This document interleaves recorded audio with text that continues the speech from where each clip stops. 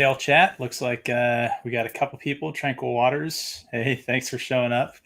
Um, oh man, we had a couple people and they all left as soon as my ugly mug got on camera. Is what it seems like happened there. That's all right though. We got Lady B, Lady Balefire, who's sure to bring all of the people back. Hopefully. And we got Alex also from the White Cloaks. So ladies first. Hey, how are you tonight? I'm fine, thank you. I was just on with Adam, the Renaissance nerd, and we were doing our Rings of Power rewatch and commentary, so that was pretty exciting. How did that go? Did you guys? I haven't checked in on that yet. I was doing some editing and stuff, but you guys EFAP style it or Oh or yeah, we EFAP'd it. We just stopped it, talk about prison wallets. Thank you, Dane, for giving us that term to our vocabulary. We point out the many logical inconsistencies of trying to say move from the fortified defenses of your tower with a nice little causeway that you could easily defend into a village that doesn't even have walls. We said Hmm. women affirming women and just a bunch of that kind of stuff. Yeah, seems like some really high quality writing that's happening on that show. Yeah, we're gonna get into that stuff, I think for sure. But you had a good time with Renaissance Nerd. Oh yeah, they're great people. I mean, I hate the show. I love the company. That's a good way of putting it. I think I've had the pleasure of being on over there. They're a great group of people for sure. Yeah, we And miss you, Pips. But you're staying strong. yes, I'm doing the no hate watch policy. So, Yep. Alex, you are back in your home of record. It looks like. Yep, it's good to be here.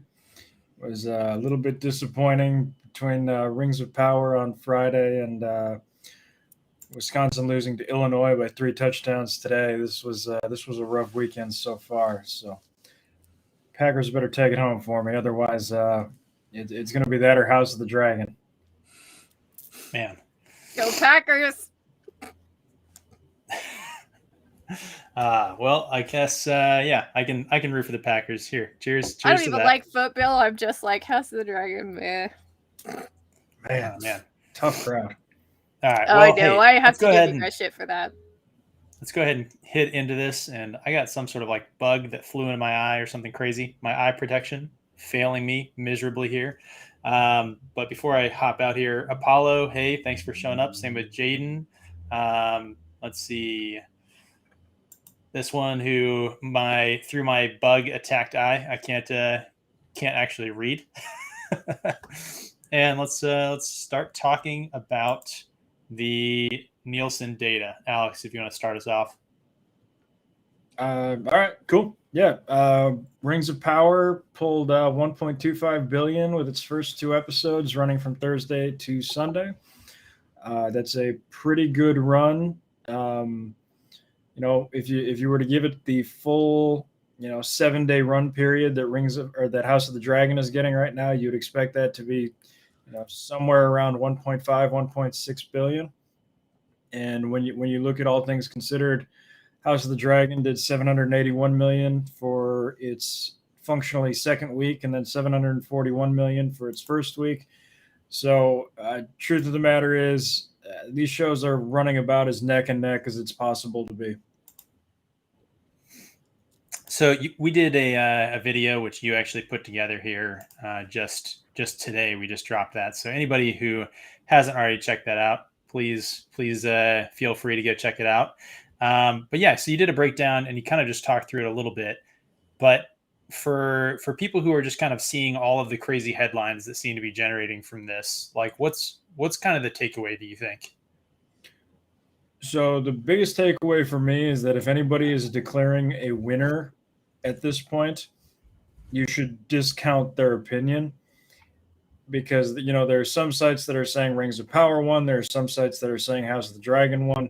Realistically, the only thing this is telling us is who each of those sites is more affiliated with, be it HBO or be it Amazon. So, if I had to call a winner at this point, I would probably say that House of the Dragon is slightly ahead, but the answer is it is very, very close. And Tranquil Waters brings up the numbers mean that only 10.5 million people would have watched both episode 1 and 2 for Rings of Power, which blows up Amazon's numbers. Um, yeah, that's saying that 10.5 million people would have watched all 120-ish minutes of the runtime, and that's 10.5 million people watching completely through. Amazon has been even Amazon had to admit that um, their 25 million number was vastly inflated, and they even said that it was not views, that it was samples. And based on what a sample is anything that causes sort of a even a preview to run. And considering that you couldn't log on to Prime Video without accidentally scrolling over a autoplay video, their definition of what a sample is completely garbage. And Tranquil Waters brings up another point, that when it comes to social media and internet conversation in general, House of the Dragon has way more buzz about it, which is another strong indicator that House of the Dragon's numbers, excuse me, House of the Dragon's numbers are going to look much stronger, sort of going forward as we go into the next 5 or 6 weeks. So. Yeah, but they have what we found in Discovery, like I think you mentioned it in the video too, is that they have kind of an interesting way of calculating their numbers of who's watching it, because they have HBO Max, which counts in the streaming stuff, and then they have HBO. Do you want to like kind of tell us what we found about that? Yeah. So HBO and HBO Max, for whatever reason, Nielsen has decided are two different entities. So not only is House of the Dragon, running neck and neck with Amazon Prime as far as streamed minutes, House of the Dragon also loses anywhere from 1.75 to 2.25 million viewers who are watching it on, uh, the regular HBO channel Yeah. 870 or whatever channel HBO is for you guys, depending on where you live. So that's another thing that's stealing streaming minutes from House of the Dragon. Now, without knowing what Nielsen counts as a watcher, it's hard Yeah. to translate, viewership to minutes. But that is sort of one other aspect that supports that not only is House of the Dragon, running neck and neck, but they may actually be ahead of the game. Yeah. The other thing that people aren't talking about is people are so excited for House of the Dragon that Game of Thrones has been the number 2 watched show the last 2 weeks. That was really interesting when we looked at it before you made your video. Yeah, which is a good kind of if I can go back and grab a chat comment that was up here earlier. Forget who said it. Basically, someone saying like, yeah, after Game of Thrones, like I can't watch House of the Dragon anymore. I think it was our cameo, and now I'm failing to grab that comment. So my apologies, I won't be able to throw it up. But him basically saying, yeah, like I got burned by Game of Thrones, not watching House of the Dragon, right? So it's interesting to see that House of the Dragon is creating a potential, sort of resurgence in viewership for Game of Thrones. I mean, anecdotally, I can say my wife hadn't watched Game of Thrones before, and watching House of the Dragons made her go back and like binge watch Game of Thrones. Yeah. So, which Lady Balefire is probably going to say means that she's going to be disappointed by House of the Dragon going forward now. I don't know. But I think the point is interesting, right? Like it could potentially be working both ways, right? So I mean, does HBO really lose either way? No, they don't. I think that was Alex's point, though. Like they're probably super happy to just get these viewer minutes, right? So it's interesting to see that House of the Dragon might be generating buzz for Game of Thrones, the original, and then Game of Thrones has like a weird interaction with House of the Dragon, where some people who watch Game of Thrones aren't watching House of the Dragon because of Game of Thrones. So it's going to be interesting to see how it plays out, I think, in terms of how things are going. Definitely. Yeah. And there's our cameo saying, "Yep, she has been warned about season 8." I'm not sure if she plans on watching season 8. I have never seen season 8 because I was gone. I was out of country when season 8 came out, and came back, and everyone was like, "Don't watch it."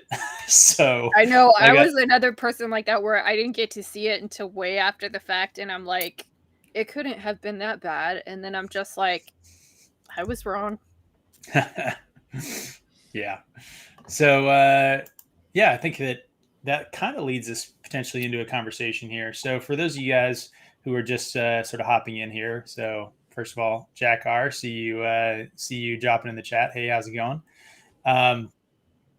So Lady Balefire has some industry experience. So she's our sort of industry insider in terms of all of the show production and stuff like that. I'll do my best.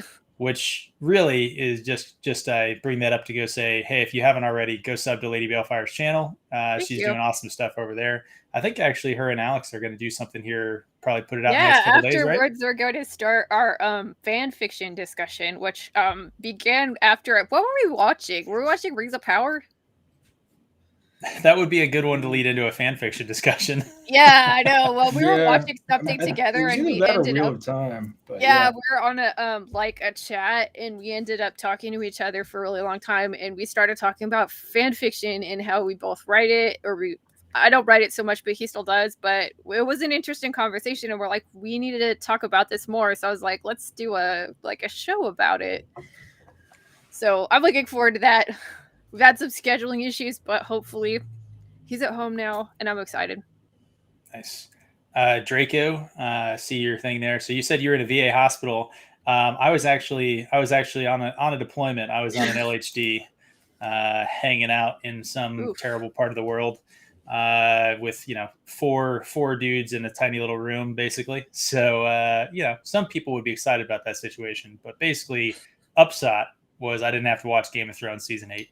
So anyway, so the conversation we're hoping to have here is involving you guys in the chat. So hopefully if more people come in, it'll get a little more vibrant, spirited maybe. But if not, we got a few of you guys at.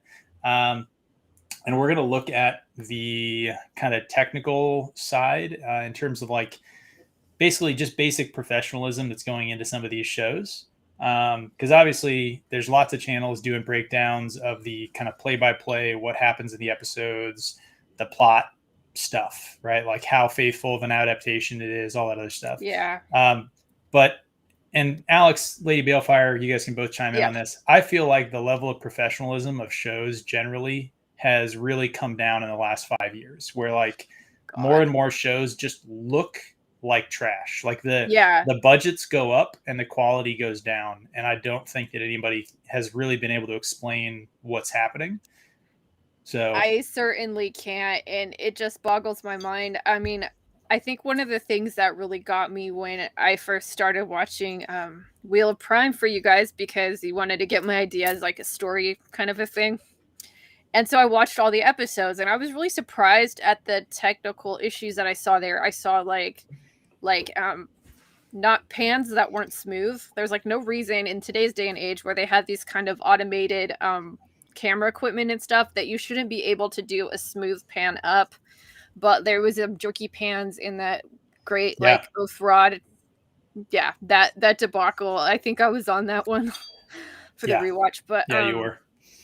Yeah, I've seen a lot of bad things. Like there's bad lighting. There's continuity errors. And then there's just weird set design, like bad costuming, and really go. So I mean, Alex, when was the last time you saw a live action show that you thought was actually good? In terms of like professionalism. House of the Dragon, I think, is passable. I've been watching Banshee recently on HBO. I think that's good. Oh man, I haven't seen Banshee in a while. It's the same actor as as Homelander in The Boys, right? Yep. He's Banshee was a good show. Yep. I watched Deep Space Nine the other day. So they came out basically the year I was born, I think. So that's. You're trying to make me feel old, Alex. I'm just saying Yeah, one of the reasons that I actually think that things are looking worse nowadays is writing. And that's going to Yeah, sound absolutely ridiculous, but hear me out here.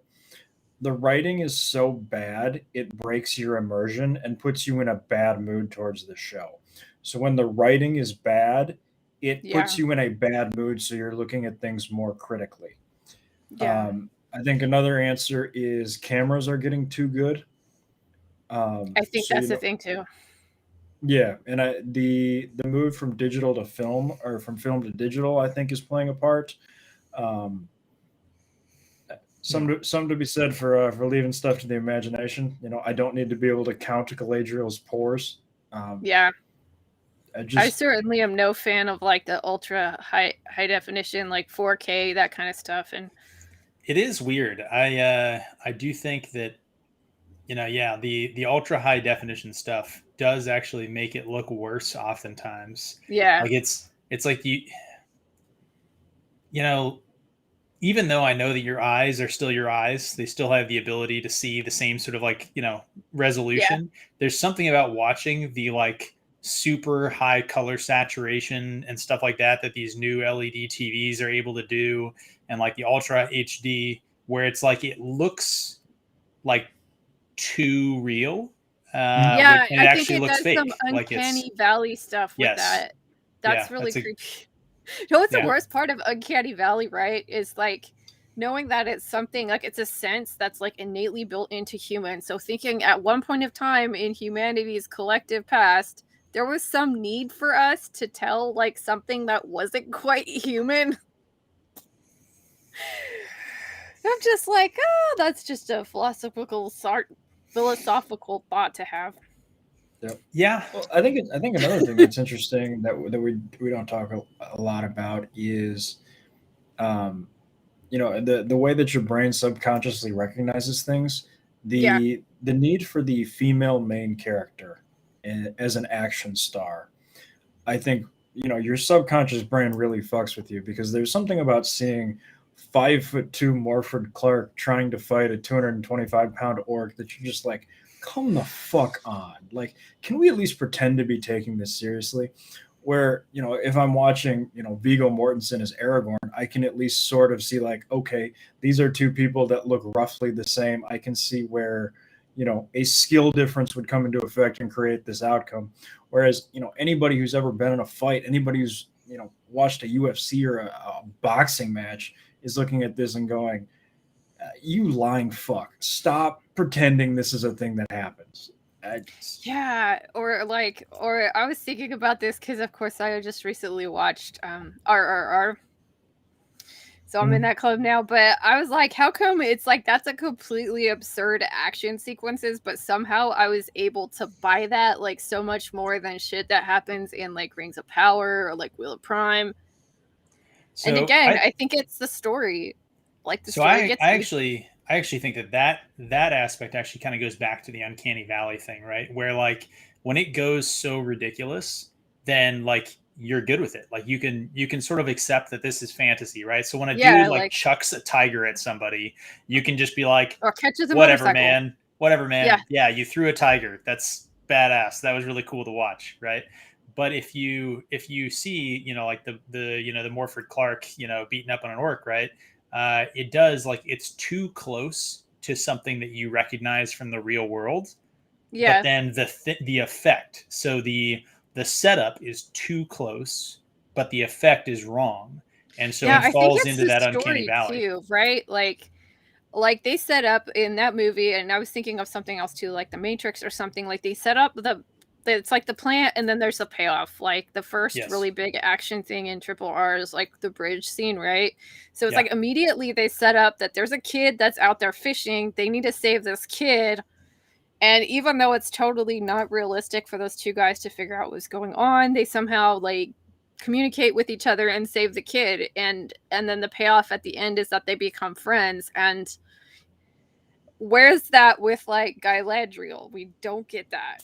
It's like what's her motivation for helping people? Like what does she want to fight other than like for her Yeah. brother and vengeance and she's a badass and why I Which mean which brings right back into the lore problems, right? Because like her brother's not actually dead.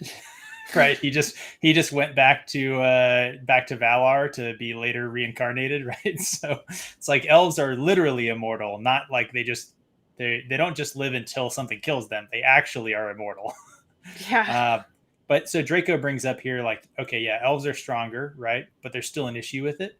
And I think part of this, and this goes to what Alex was saying. So Viggo Mortensen, right? When you watched him fighting an elf or fighting an orc, right? He would get like punched in the face. He'd get knocked down. He'd like roll off a cliff. He'd like suffer some damage and like, take some hits. And I think the problem that you brought up of like, they have to have the strong female lead and the impact that has on the writing is that like, cool. I don't think anyone really has a problem with strong female lead characters. I think the problem is the modern strong female lead character where like, if you look back at, Alien, right? She got effed up in that movie. Right? Like she had some PTSD and like really got freaking thrown around, bloodied up, right? Whereas Galadriel, like nobody touches her. Literally, nobody touches her the entire time. She is so perfect and so good. And that is just a problem with the writing that you brought up that like they can't show us any flaws. I don't know. Did any of you guys see that tweet about the Netflix Dahmer video or movie where someone tweeted like, thanks Netflix, like this is not the LGBT representation that we wanted.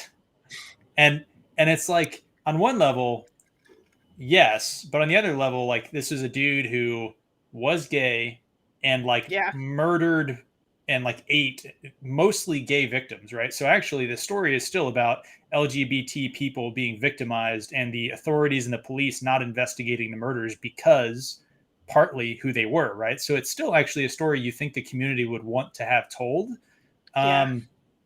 Also, it's just a real story, right? And like the actual historical truths shouldn't be offensive to people.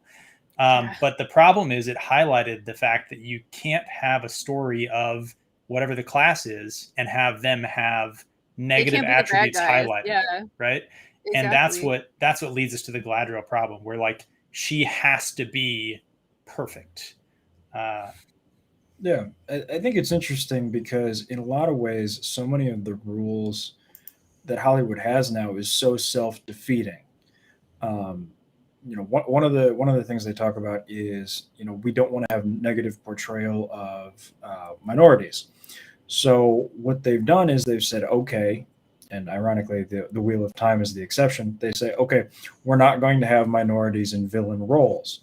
The problem is by not having minorities in villain roles, you've reduced the number of roles that minorities can have in Hollywood by like a third. So your attempts at progressive racial practices have now you've basically done something where you've removed roles for actual minority characters because you've done this problem. And I think it's you look at an example that I always give is, did either of you watch Jessica Jones? You know what a good example of this that we'd all recognize is the whole like thing that happened with the gay warders. And remember, they're trying to be so inclusive with the gay warders, but what happens with the guy that kills himself is he's like, I'd rather kill myself than be bonded to this whoever it was, Lana, because she has gay warders and I don't want to experience that, so I'd literally rather die than be gay. Or like in House of the Dragon, when Viserys goes and talks about black people like their horses, which brings up a lot of stereotypical things like Jed has said in our review. Yep. The reason that I bring up Jessica Jones is there's a character in that show. She's an attorney. She's named Hogarth. And she is just an absolute stone cold bitch. And she's a great attorney and she's a great character. And, people on Twitter were super happy to sort of claim her as a lesbian feminist icon. And it was so funny when the writers and the producers of the TV show were like, oh, yeah, so we wrote the character as a dude because it was a dude in the comics. And then we just really liked this actress, so we wanted her in the show. So we put her in this role, and then we changed absolutely nothing about the character. Like literally the entire extent of the script changes was we changed he to she in other characters' lines. Like we even kept the woman that he was going to be cheating on his wife with. So they took a straight guy, kept the wife, kept the one that he was cheating on the wife with, and people were so excited about this character, and they were just like, "Yeah, no, we just wrote her as a dude," and everybody loved her. And it's just like, so stop trying to write women characters as this like fucking foreign species. Treat them like you would any other character, and it's bizarre. And it goes back to these bizarre writing rules. You talk about like Galadriel can't take any damage. Like, man, if Galadriel was getting her ass kicked regularly, man, I would like that character a whole lot more. But instead, Yeah. it's awful. Yeah, they don't understand how to show character development. It's kind of like the lawnmower theory. It's like you don't make people like, you don't want to be like the one piece of grass that doesn't get cut down by the lawnmower and that's left standing. And then he's like, well, that's a good piece of grass. You want to be the person that uses the people around them to make them look better by helping them and working with them and experiencing defeats. And you want to stand on the shoulders of other great people. So you work together so your characters learn things, and you end up making everyone look better in the process instead of cutting people down to make somebody else look good, because that person just looks like an asshole. 100%. All right. Well, I think that's a good lead into the conversation we were going to have here. So we got a few people in the chat still. Looks like all of them are running away as we talk about sort of protected classes in Hollywood.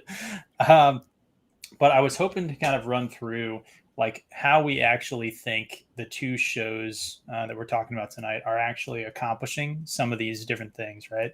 So we talked a little bit about like writing. I'll throw like writing, characterization, maybe dialogue kind of into this conversation. So chat, you guys can participate in this as well. And I'm going to sort of mark, I think, like the average chat score. And then we'll kind of tally them up at the end here.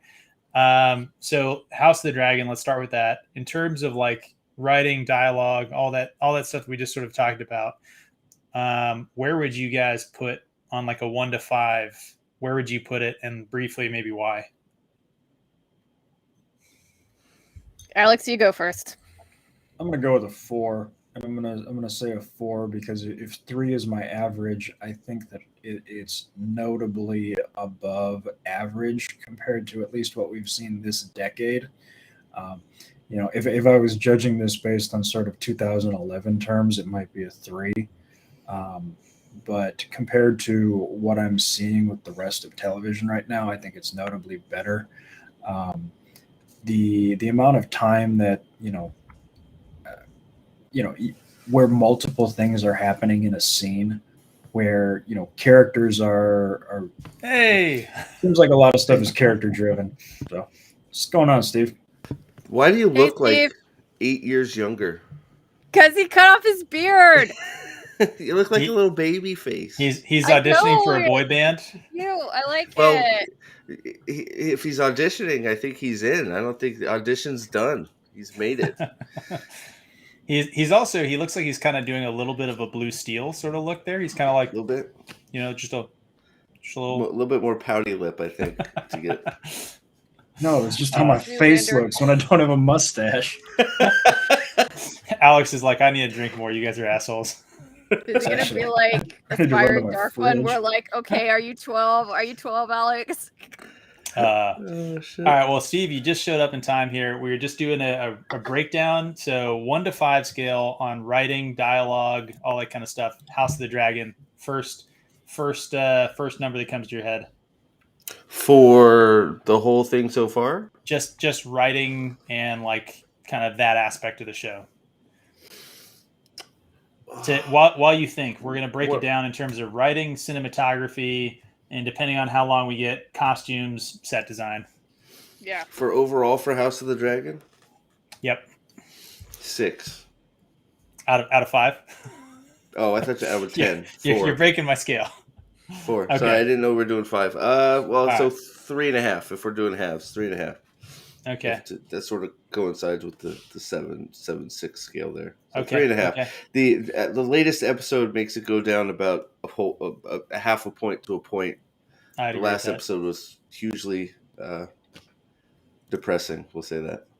I would agree with that. Yeah. All right, Lady Balefire. What do you got? Okay. She's I'm gonna going say to- 2.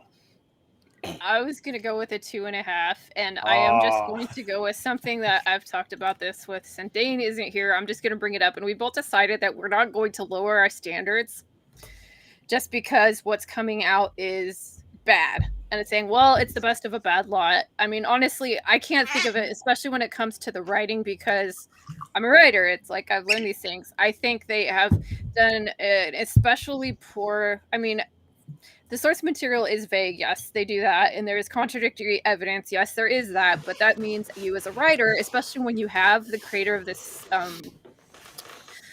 the original work there to consult, and he's working with you, unlike he was with Game of Thrones, apparently, you can definitely come up with some better storylines and solidify the characterization. The show has terrible dialogue, I think. It is nothing close to what Game of Thrones was, except for this latest episode. And it just, and a lot of people disagree with me on this one, but it definitely shoves a message in your face there, like, all of the time. And it does it as a disservice to the story. So I'm going to just rate it 2.5, right in the middle. All right. I think the chat seems to be around a 3 for the writing for House of the Dragon. So let's do you guys want to go back and forth between the shows, or do all of House of the Dragon and then all of Rings of Power? What do you guys want to do? I mean, probably better to go one at a time so it's not confusing, maybe, and then just recap after. Score. That's why we bring Steve on here. Pip? Steve is a professional. We're doomed if I'm the professional. What are we talking about? Steve's like, this is how you run a stream, guys. Let me tell you. Wait, Pip, what was your rating for this? So I am just the chat representative here, mainly because I stopped watching Rings of Power. So I'm not gonna mess up the scores by giving my House of the Dragon scores and not a Rings of Power score. So okay. I just wanted to be clear. Did you say it went up because of the last episode, Lady B, or no, I did not say it went up. I just said the last episode was comparable to what we saw in the original Game of Thrones, and by that I mean, like, I'm not even talking about early episodes. I'm talking about, like, maybe season 6. So it was in terms of just comparing it against itself, which I usually just try to compare it against the original Game of Thrones, just because that seems to be the best thing to do. It's like season 6, maybe, to me, like that last episode. Whereas the ones before that are worse? Are definitely worse, yeah. Man, definitely this is a weird phenomenon I'm experiencing because I don't get it. Because the latest episode was just such hot garbage to me that it was. I don't know. Steve and I are on the same page there, but I don't understand it. But whatever. Hey, and you want me to explain like, it? Let me explain my thing really fast. Reasoning, and the only reason why I say that is because there were a few scenes where they did well with the writing, like when they did the fight scene with the kids. That was good, and when they brought Larry's Clubfoot Strong in. Then we started getting the kind of stuff that people liked Game of Thrones for originally, which was the witty dialogue, the machinating, like, behind the scenes, the plots coming together. That's why we like Game of Thrones originally, and they brought that back with those scenes. But as a whole, I thought the episode was, again, a snooze fest. The fight scene with the kids? Oh, my God. I don't know. All right. I We're get your on reasoning, here. It's but not... it's just like, sorry, I'll just shut it off.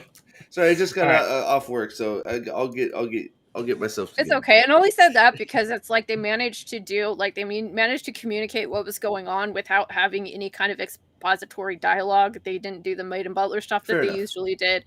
And you could tell what was going on by the action there, and it didn't need a lot of explanation. And yeah, it was like pretty like something you'd imagine reading in the book. I think. All right. Fair enough. Fair enough. Our cameo is making a point that I can't actually mess up the math. So fair enough. I would give it a 3. I think middle of the road. I would I'm on board with Steve. I was more positive about the writing, except for really the last episode. But we won't rehash that conversation. All right. So like I said, I think chat was around a 3 as well. And let's move on here to cinematography. So Steve, last in, first up. So what do you think? For a game, for House of the Dragon, 4.5. Cinematography, I think, is really good. Yeah. By cinematography, are we counting VFX, or are we exclusively talking like what's on your shot list? Let's just talk. We'll save CGI for it's a separate category if there's time. So okay. Like, so just 4.5 then for sure. Yeah, just their ability to like do decent lighting where you can see what's on the screen, having like appropriate camera angles, good pans, like like you said, shot lists, so sort of camera direction stuff. I would think. Balefire, do you have anything you think would be particularly noteworthy in that department? Not really. Just the staging of how they stage stuff too. I think they've done particularly well in cinematography. I'd rate it like a 4.5. I do. Again, it does go into it's really dark, and that just seems to be like a stylistic thing that newer I feel like it's better than a lot of other shows, though. Like Wheel of Time was ridiculously dark. A lot of shows nowadays, like you literally can't watch it unless you're in a dark room, And I think House of the Dragon is not that dark. Not that bad, no.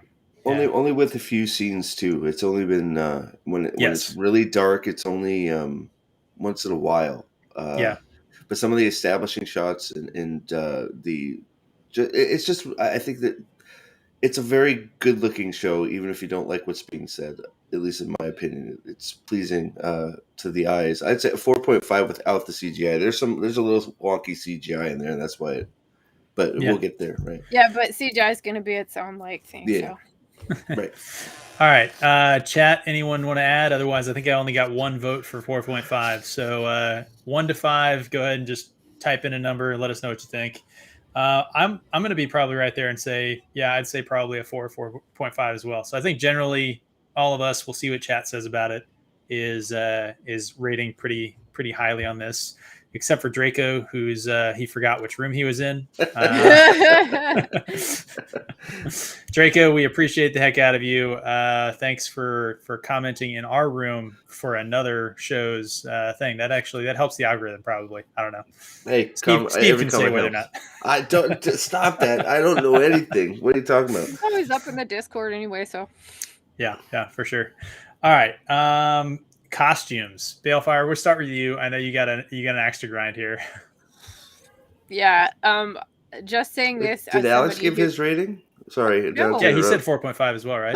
Okay. Did you? I didn't hear you. I'm sorry. No, see? I thought we can't miss you. See, back, Steve, Alex. this is why you're the professional. Yeah.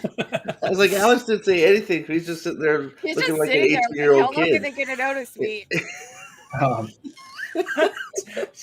Man, you guys are so mean. He's never going to come back. That was a compliment. I'm not being mean. I'll be honest. I was going to give it a 3. I found it entirely unremarkable. It was inoffensive, but I'll be honest. That's how I view most cinematography. Like if you go higher than a 3 on cinematography for me, you did a great job. What's an example of like a 4? Just like Pressure. A pretty good, but not perfect. So don't give us your like favorite one ever, but just, good. 4. Return of the King would be a 4. Okay. Yeah, I can see that. Like overall pretty good, but there's definitely some. Well, no, definitely some scenes. That gives you a bar though too. So it's like if that's a 4, right? Yeah. It was a good example of cinematography, and just going on the technical aspects, not the story, would be like the cinematography in the Battle of the Bastards. That's what I was like so hopeful that Miguel Sapochnik would be a better director for this than he actually turned out to be, because I thought he did an amazing job with staging that and the camera angles and how they use the handhelds versus the like wide shots. And well, what about so cinematography? Better Call Saul. Where you put that? I know you're Better Call Saul guy. Alex. 3. Okay. 3.5. Alex, a hard judge. Okay. Yeah, it's probably hard. It doesn't move off the line for me much. I mean, I think the only one that I would give a 5 to ever would be season 1 of Daredevil, and that's just because they had some of those amazing oneers. But 98.5% of the shows are going to be within a 2 and a 4. So it doesn't move much. Fair enough. All right, so I think chat was probably about 3.5 there. Looks like Apollo said 3.5 to 4. Somebody else said, I think 4, maybe 4.5. So we'll put it at 3.5 for now. And then we had a 3, a 4.5. All right, costumes. Like I said, Lady B, I know you got an extra grind. Yeah, I hate. Okay, first things like with House of the Dragon, I'm gonna give it like a 2. Just like what, almost a 1.5 in some aspects. Like as somebody that does a lot of sewing, historical reenactment, cosplay, and stuff, there are some huge fit problems with Rhaenyra's costumes. They have picked some really unflattering cuts for her, and they have the bust darts on some of her outfits oddly placed, and they just look awful on her. The other thing. Can I ask a question before we get too far? So one of the things that was pointed out to me, and I thought was pretty decent, was the fact that she's like 25 and was having to be playing like a 12-year-old in the first couple episodes. Mm-hmm. And so somebody pointed out they used really unflattering, kind of like loosely fitting dresses in the first like 1 or 2 episodes. And then like as she got more mature, they got more like pretty sort of like better looking dresses. I didn't see that. Like they weren't like, it wasn't like this is awkwardly fitting. Like this is something that they were trying. They just, because they did it in all of the episodes that I've seen, or all of her costumes, it's like they just do not know how to like technically fit a bust dart. And that's just, to me, it's just a bad thing. But there is somebody, it looks like they had the same embroiderer that they did before, and she's a really amazing artist. So there are some really nice costumes. But then the other thing with the costumes too that I wanted to say is that they're doing a lot of time jumps, and one of the easiest way for us to visually see a time jump is if the characters change their costume. They don't do that. They have characters wearing the same thing over and over again, which might be like realistic, but if you're trying to get us to follow that like a lot of time has passed, we can't really see that. I remember Allison had a really good looking dress and then wore the same dress like the next 1 and 2 episodes. Nice. Yeah. And all right, Steve, Alex, what do you guys think for costumes? I mean, to be honest, I haven't paid too much attention to the costuming, except for when it comes to like the armor. Most of the armor I've actually thought was pretty passable. So I'd say 3.5 for the costuming, just because I haven't paid too much attention to it unless it's like egregiously bad. Which to me the dresses weren't like, I have trouble differentiating with some of that stuff, right? So I thought the armor was done pretty well and is being handled pretty well. So 3.5 probably for me. For me it was a 4. The work with Viserys, his hairline, his aging, his fingers missing. Are we including like makeup with costumes too? Okay, yeah, great question. I probably would. So then I'd do 4 because Viserys is right on the money. Sorry, go ahead, Alex. Lady B is like, I do a 1. No, it's not down. I'm just saying that, like, if we're including makeup, then I would probably rate it high because the makeup artists have been pretty good with the show. I mean, the wigs there's some really awful wigs. So I would say maybe a 3 then, if we're including makeup, because makeup would make it a little higher for me. All right. So I have the problem with the wigs that nobody has a good blonde dreadlock wig. So, like, casting put this crew behind the 8 ball from the get-go. So I feel a little bit bad for them there. Other than the blonde dreadlocks, I think the wigs have been pretty good. Yeah. I think we need to talk maybe a little bit about Damon's haircut in the one episode. which yes, should have been left alone, but yes, we recovered.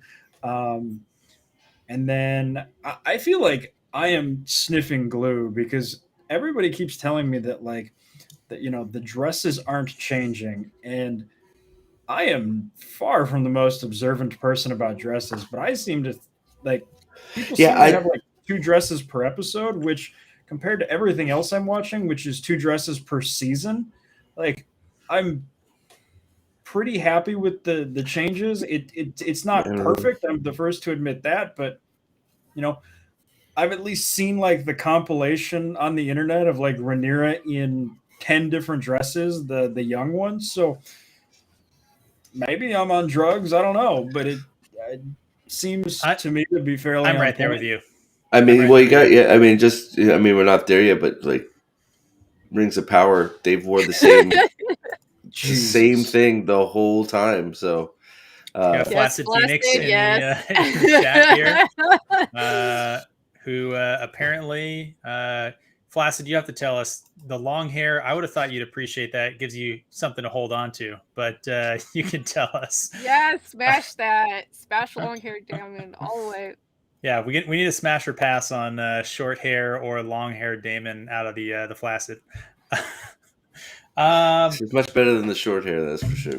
I'm with Alex. I think that, I mean, I'm a dude, and maybe it's just Lady B versus the three of us in terms of noticing the dresses. Like, I'm willing to accept that it might be my male privilege talking here when I say the dresses have been fine. You know what I think it is it's just me with the cinematography and with the costuming, is that I'm somebody that's been like I don't have tons of cinematography training, but I like have learned about it. Like I've taken like a few classes with it, and so I can see it.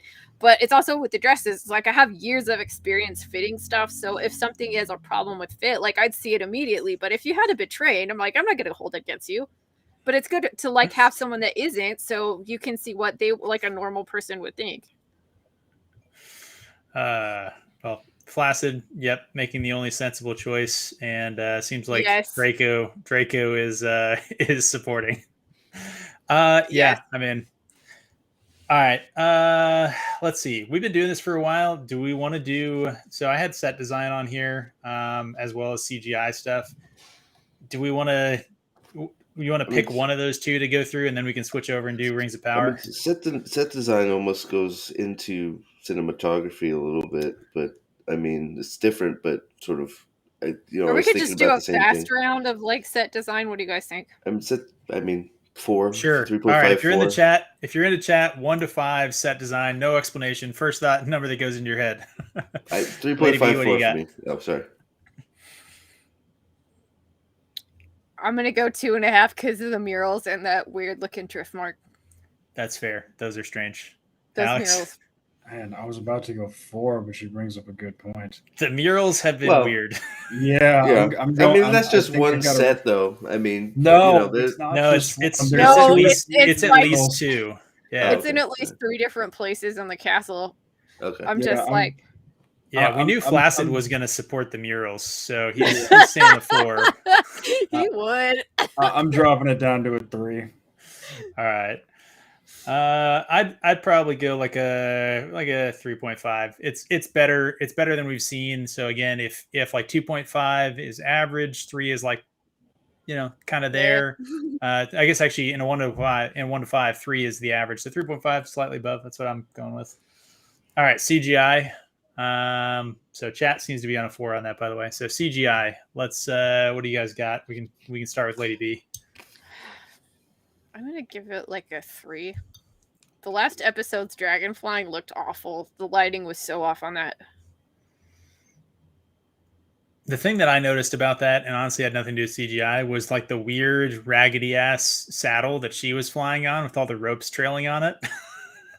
Well, because probably Vhagar's so big. That's what she said, right? Oh gosh. I thought Flaccid was in chat, not in the panel. Let me check.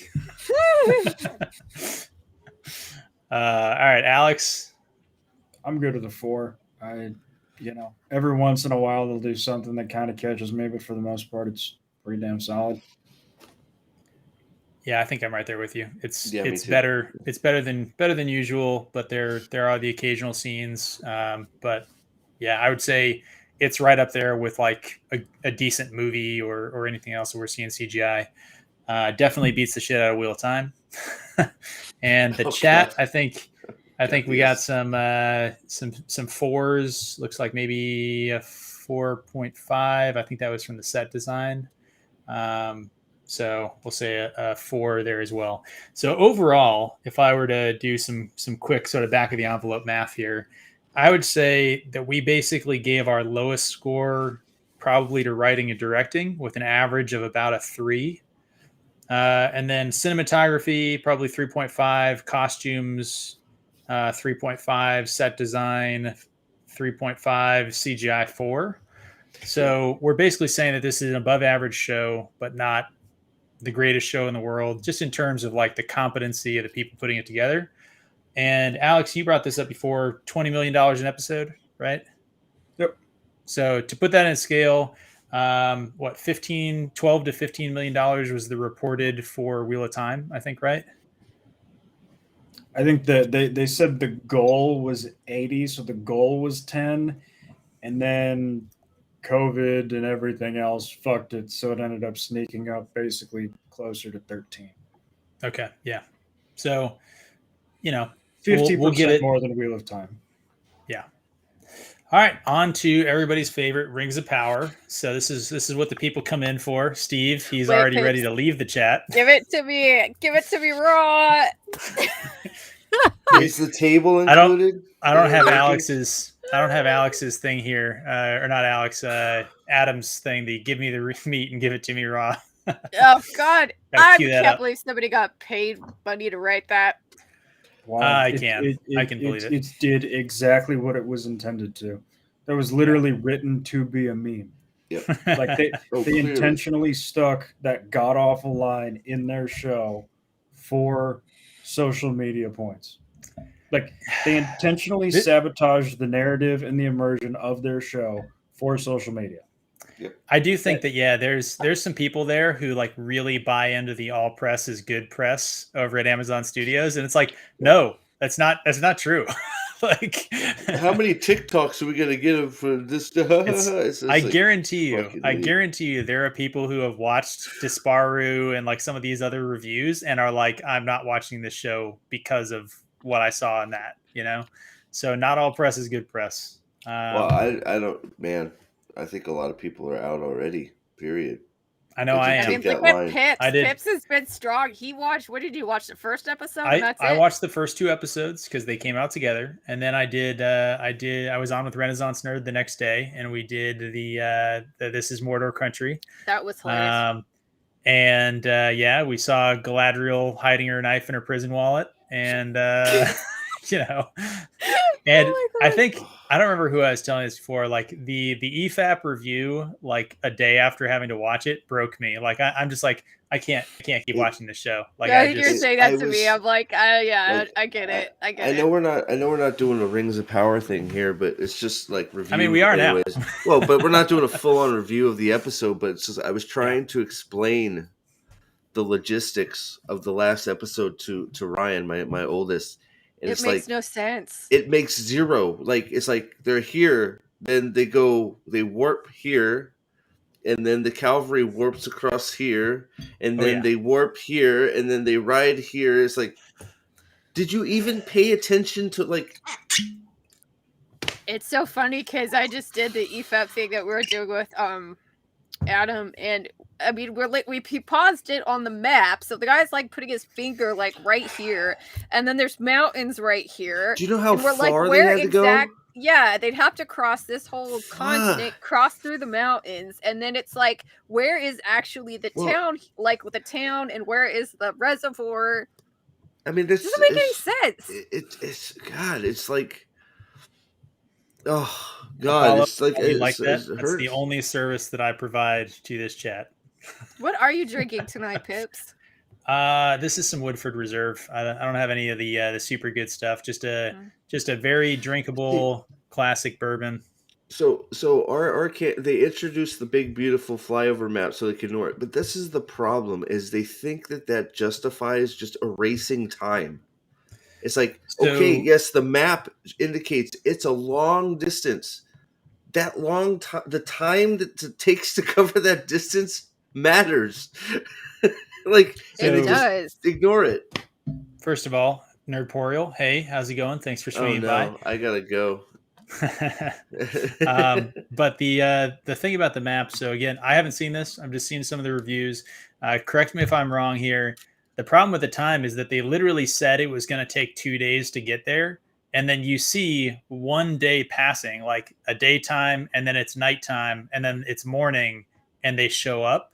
So like they tell you how long it's going to take, and then violate the rule. Well, and then there's no possible way that it's going to take 2 days. He walks in the door. He threatens all of them.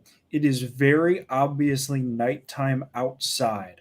The next shot, it is 9:30 in the morning. Yep.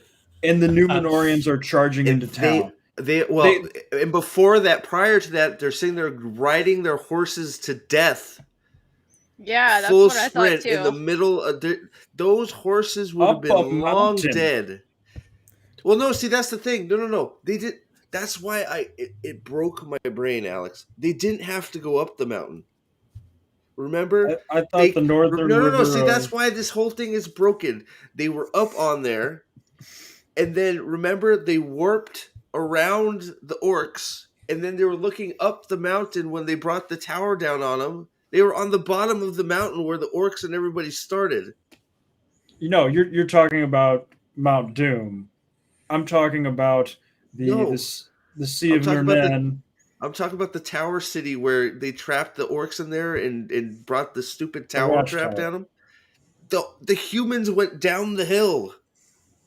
No, I'm talking about if you look at the map of Middle Earth of Mordor, they have like the 3-tined fork. Oh, okay. You're talking about before even there. Yeah, and then they have the Sea of Nurnen is the lake that is between the second and third tine of the fork.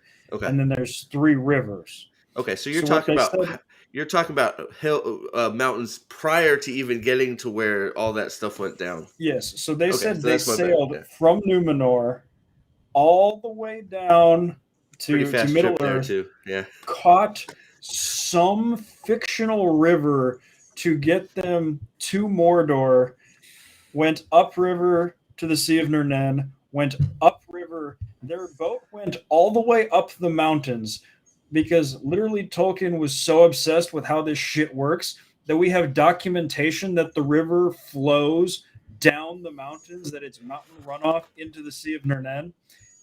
And then so that they sailed a boat up a mountain, kicked the horses off, rode the horses up the mountain, or kicked them off, rode the horses down the mountain into the town, and that horse ride was minimally 200 miles.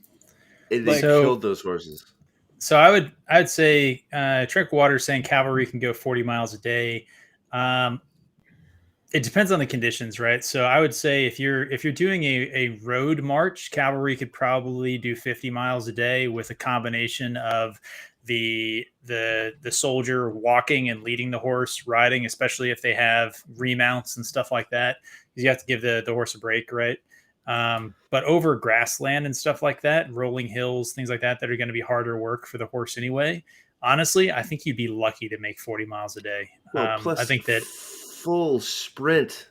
They are just like galloping these. It's not like just a nice, steady pace. They are like in a cavalry charge the whole time, and it's just like. I think that was supposed to be like the whole look for me on the 5th day thing with Gandalf. Yeah, of course. It was intentionally supposed to be. It was supposed to be Helm's Deep. Sorry. All right, we got way off track. Sorry. We got way off track. Yeah, it sounds like everybody is saying a writing is probably a 0. A 1 0. 0. I'm giving it an absolute 0. No, chat can spam 0 through 5. Apparently, we're doing I guess now. I shouldn't do a 0, but 0. I mean, it's 0. Like it. I'm just looking at it from an outside perspective. I haven't read any of the books at all. I have no fucking clue what's going on or why anyone is doing anything. Nothing makes sense to me. As a Tolkien adaptation, it's a 0. As a standalone show, it's also a 0. Like it makes the what's coherent. It really makes the what's worse discussion this last episode harder. I disagree. I think this sealed the what's worse discussion. But all right, so we'll say so one's across the board. Well, 0. I don't know. You 0. got 3 zeros. But we said zeros. 1 to 5. All right. Okay, 1. You can emotionally say a 0, but I'm going to mark it a 1 because none of you guys has a pistol to threaten me to mark it 0. So I didn't hear this. Give me a minute. I didn't hear this arbitrary rule that there has to be a point. Fine, 1. I'm just saying until one of you shows up in a purple sort of tight tracksuit and talks about shoving that gun up my ass, pulling the trigger until it goes click, click. No Big Lebowski fans? Okay, no. That's fine. It's been a long time, actually. Sorry. It's such a great movie. Mark it 0? No, that's fine. Whatever. I don't know if I ever seen it. I just know that I also hate the Eagles, so. not in this show, the band, but. No, I thought you were going to be like, what do you got? I thought you're talking about sports ball again. All right, so. No, we're on to cinematography. Cinematography. 0. 1. 1. The overuse and misuse of Dutch angles in this last episode, I didn't initially I didn't notice it until for the a Dutch angle here. Panel. I'll do an example. Like it's like when your camera's like this, and what it does is this isn't even that great. Is it creates kind of is it shaking too? So it's that bad? It's shaky. Yeah, that's shaky cam. It's Dane. It's a shaky Dutch. Oh, sorry. Sorry. No, it's you want it. What it does is it's off kilter, so you feel like when you see something like that the balance is off, like the symmetry is off, like it's unsettling. So you're saying that what it does is it makes you think of a 16-year-old's Facebook page. Somewhat. It's just a little bit more visceral when it's done right. Like it's something that's used a lot in film noir, and I think that's done really well because it's kind of like it's usually shot upwards, like at somebody's face or something, so that it just gives you. And then it's all like extreme close. It's like 2 people talking to each other, back, forth. It's just like it's all uncreative and just. That's what I was going to hit on was the close up of everybody's faces during conversations. I think is really annoying. Well, and then you get all the mistakes with the continuity continuity, but the forced perspective. The dwarves are always the wrong size. Elrond's always looking like an idiot. All right, chat. If you want to participate in this too, you can let us know. 1 to 5 on cinematography. Table is the only one that has looked good on camera. That's all I got to say. Table. Yeah, you're on Team Zax with the table. The table's looking hot. The table. The table. The table, man. It grew. The table grew. I mean, you don't know many rocks that grow, do you? What a Chad. Just one. Flaccid left. It's fine. You know what? I was wondering too. Do you remember that like conversation, or it was a rewatch or something, when Dave said he knew a film professor, and he was saying that they started filming everything in HD so that they just pick their shots based on like whatever they want to frame within like a close up of a bigger picture. Yeah, I'm starting to notice the ultra wide sort of like everything's in focus, and then they just like crop in on stuff. Yeah. And another example, and I don't know if I can really do this with my webcam, but I've noticed on different, like we're using restreaming usually on Streamlabs, I can see the fisheye in my lens is a lot more. But what ends up happening is each like lens has a different focus length. So like an actual wide shot or a close up would be like, it'll actually look different in your camera because of the lens you're using. And I don't know if you could really tell, but like, I mean, you can see it's distorted here, right?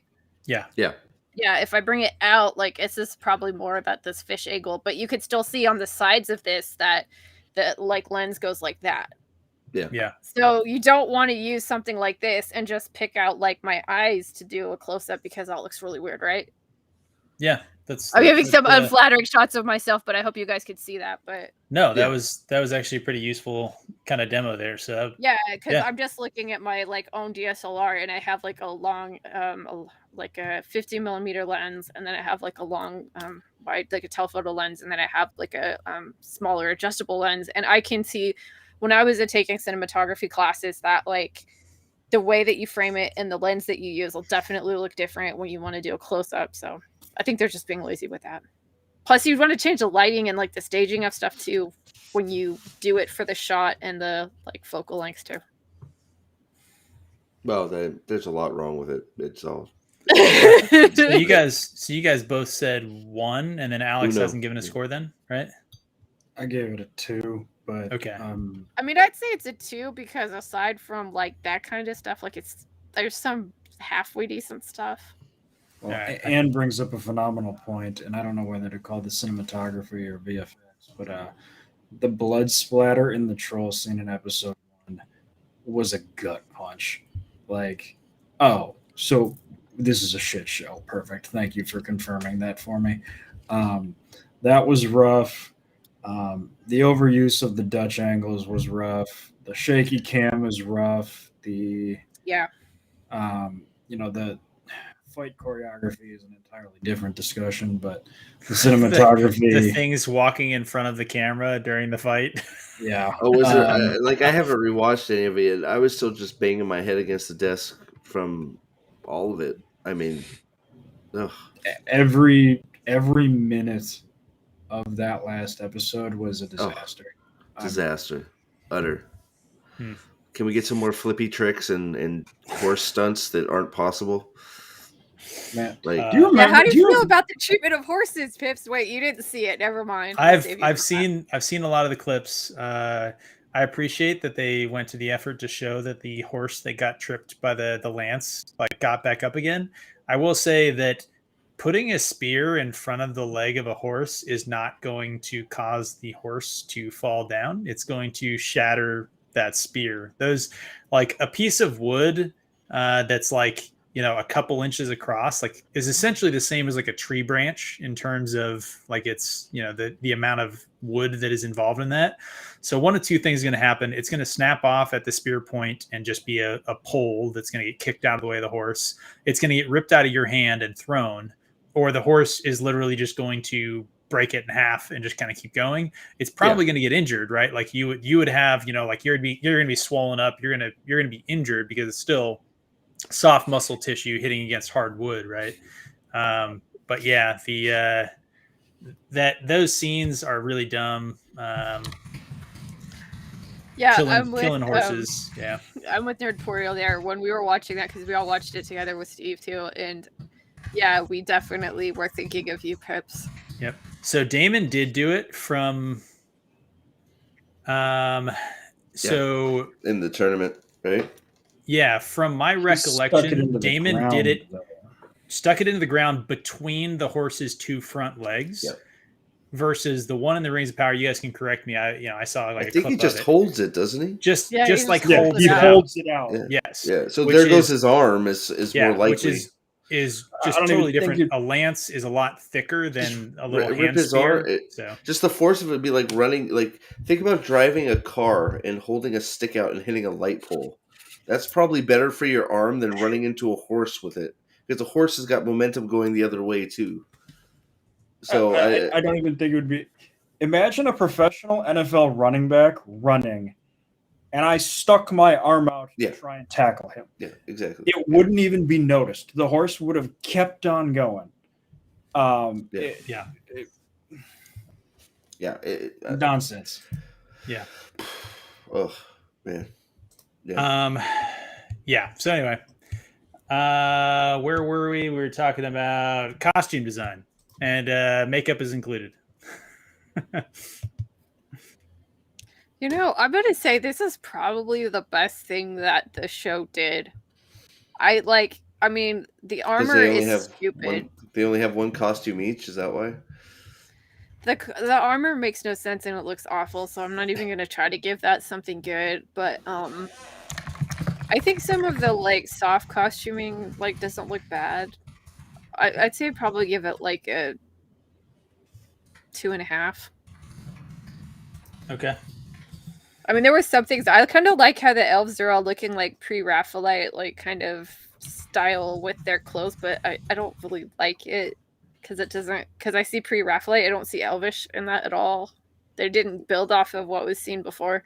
Well, the armor looks plastic. So sorry, it's going to be probably ones across the board. I know that's like uninspired but I mean, the armor looks like plastic. Clearly looks like plastic. They literally have one costume, maybe two each. Galadriel wore the same outfit for 4 episodes. Like noticeably no difference. Half of the the dwarves look silly in all their Durin. I guess there's people that like Durin. Durin irritate him and his, I mean, it's not his costume, but his facial expressions drive me up a freaking wall. Whatever the hell he's wearing on his feet, like I'm not sure facial expressions can count as costumes. Sorry, I just had to get that jab in there on Durin. Yeah, resting bitch face. And then Deesa's mutton chops that are up in her, right? Because those were supposed to be her. Yeah. What a freaking lie that was, right? I mean, good Lord, call it. Oh, she's got a beard. It's just you put it up top, so it looks like her hair. No, you're lying. I legit thought that I didn't think that they did it the first time. I thought the pushback on that was going to be so bad that they were going to have to go back and VFX a beard on her. I thought they were just like all the SJWs were going to get on that. Like, oh yeah, she's a bearded woman and like trans people or whatever. Like, gosh, Alex, can you imagine how hilarious that would be if we just got the, was it the opposite of the Superman upper lip? They just used like a cheap sort of like TikTok beard filter on her face. Oh man. She's not in the show enough. Like, I mean, it wouldn't have taken that much work. She's got 4 minutes of screen time. That's not a bad thing. If I never saw the dwarves again or like the Harfoots, I'm good. It's good. Only thing I want to see the costume. The Harfoots don't have hobbit feet. That's me, Pips. Sorry. They do sometimes, but like they don't have hobbit feet like they had in the other movies.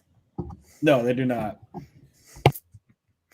Yeah, Nerd Porio's calling you out. Now that he's a mod, he's he gets brazen that one with a little power. Usually it doesn't come through, so my bad. I'll mute it next time. I didn't realize it was going to be so loud. I apologize. All right, so it seems like everybody's saying basically a 1, right? Plastic armor, no bearded dwarf females. I'll go for a 1. Bad makeup. All the orcs are white. Well, the shirt. Oh yeah, then we have the KKK orcs. Yeah, I feel like the zinc sunscreen on the orcs is. Well, the sheer lack of they're all looking like they all look like Zuckerberg when he's surfing. Oh god, yeah. The sheer lack of different outfits too. I'm sorry, Lady B. I apologize. No, I'm sorry. I was talking over you. I was just saying, just the sheer lack of different costumes too is a point against it. I mean, they wear the same thing day in, day out. It's crazy. That goes back to kind of what Alex said when Balefire is pointing out the costumes in House of the Dragon. I also kind of feel like I'm taking crazy pills because I look at Wheel of Time, I look at Rings of Power, I look at some of these other shows where it's like they're literally wearing uniforms, not clothing. See what I mean by like how the standards have been lowered? Like we're getting demoralized. I don't necessarily think that's lower standards. I think that I can't think of a show that has more costumes than I've seen in House of the Dragon. Like Alex said, there's like 10 in 5 episodes or so for just individual characters. And I will agree with you wholeheartedly. They don't use the costumes well, right? The time changes should have been better better done utilizing the costumes. But in terms of like just the number that they're doing, they're clearly putting in a lot of effort, and some of them really do look really good. There's some misses, but there are some really good ones. I definitely think that like the lady that does the embroidery, like there's no Moraine shoulder pads. No. Jesus. Well, it's like, and I get what you're saying about lowering of just standards, but I never felt like that was. I would have accepted the last episode if I had lowered my standards as good. Yeah. Like you know what I mean. And I'm not saying you shouldn't lower your standards, and I think that's absolutely. And if your standards a certain spot, if it's not hitting it, call that out. But yeah, I agree. I don't feel like that's what I was genuinely enjoying the Rings of Power dialogue in a lot of it, not because it was like. I mean, a little bit. It helps that there's everything surrounding it is a giant turd. Like, let's not be, But that wasn't the it's just like, well, it's the best of the worst. It was like, this is actually pretty good. I'm enjoying it. That's cool. I mean, I get that from a lot of people, and I don't try to lessen their enjoyment of it, but I just try to explain myself too. Because a lot of people think I just hate this, and I'm just always going to say that I hate this, and I hope that I don't do that in my reviews, that you could kind of maybe get an idea of why I say what I do. Yeah. Our cameo making a good point here. I think that this came up on Disparro, or somebody else pointed out that they keep on putting the POC elf in chains. It's insane. On the nose. And then Anne pointing out that Rings of Power is getting everyone really dirty, which does help us identify who the royalty is. I love Apollo pointing out the Quest for the Holy Grail reference. Always appreciate that. And let's see, there's another good comment here that I'll bring up here. Tranquil Waters pointing out that there's at least one good character in the show. Yes, Tits McGee. Tits McGee. Sister, we love her. She's my favorite character next to the table.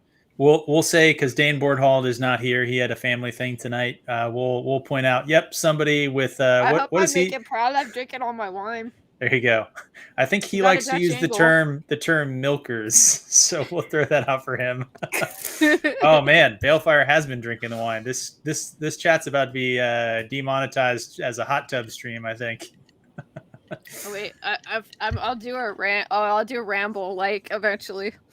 There you go. Round out all of it. We are Tits McGee is Elendil's fictional daughter. There you go. Isildur's sister. She's a hottie. Okay, so we did speed round on set design for the last one. We'll do another speed round on set design for this one. Chat, let us know set design in Rings of Power. What do we got? We got Khazad-dûm, we got Eregion, we got Numenor, and then we got the little shit village. CGI. I'm just saying, when they're actually walking around in them. So there's a few different locations that were allegedly shown, right? Lady B, that was a big sigh. What do you got? I think a 1. There's some really bad looking stuff in there. Are we just gonna say 1 for the rest of it? We can end and move on. I'm gonna give some reasoning here. I know this is a speed round, but honestly, as someone who doesn't know the lore, but I have seen them previous movies, I have seen some of the art, and it doesn't feel like Middle Earth to me. I mean, like I said, the dwarves look like the artist Gustav Klimt, if you've ever seen him, that did The Kiss, and he has a lot of gilding and gold and stuff. And then the elves look like pre-Raphaelites. It doesn't look like Middle Earth. And Tolkien had a lot of art. There's a lot of stuff to draw on. There's the other movies. There's 6 movies to go through them. I don't feel like I'm in Middle Earth. And the Harfoots look like dirty hippies, and everything is weird. And I think the camera work doesn't do the set design any favors either, because everything looks small. Everything looks small and tiny and just not right. It just doesn't look. Everything is feels like I feel very claustrophobic watching the show. Yeah.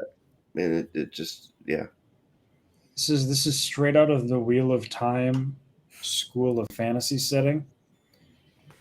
Big wide drone shot or big wide CGI shot, and then we have the conversation in somebody's living room. Yep. Hallways. There's lots of hallways. Yeah, I mean it's a 2 for me in the sense that I'm not seeing a guy smoking a cigarette and drinking a Starbucks cup in the background as Galadriel's talking. Like that's really the only thing that's saving this from a 1 for me. Like there's nothing good about it. It just isn't cataclysmically terrible. True. It's just bleh. Paulo's pointing out the landscape shots. Yeah, that's that was kind of my view as well. Yeah.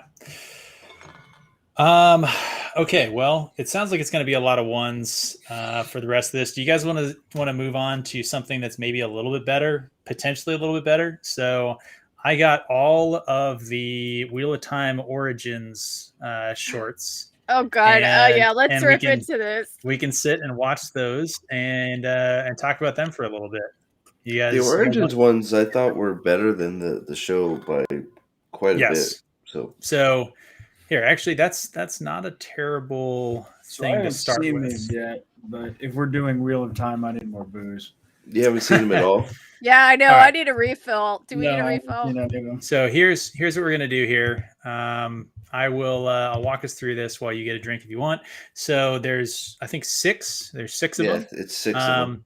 So this is the order that they were released in. So they had the Breaking of the World, the Fall of the Manetheren, the Greatest Warder, Sidene, Sidar, and the Stone, I guess. The White Tower, and an Ogier's Longing.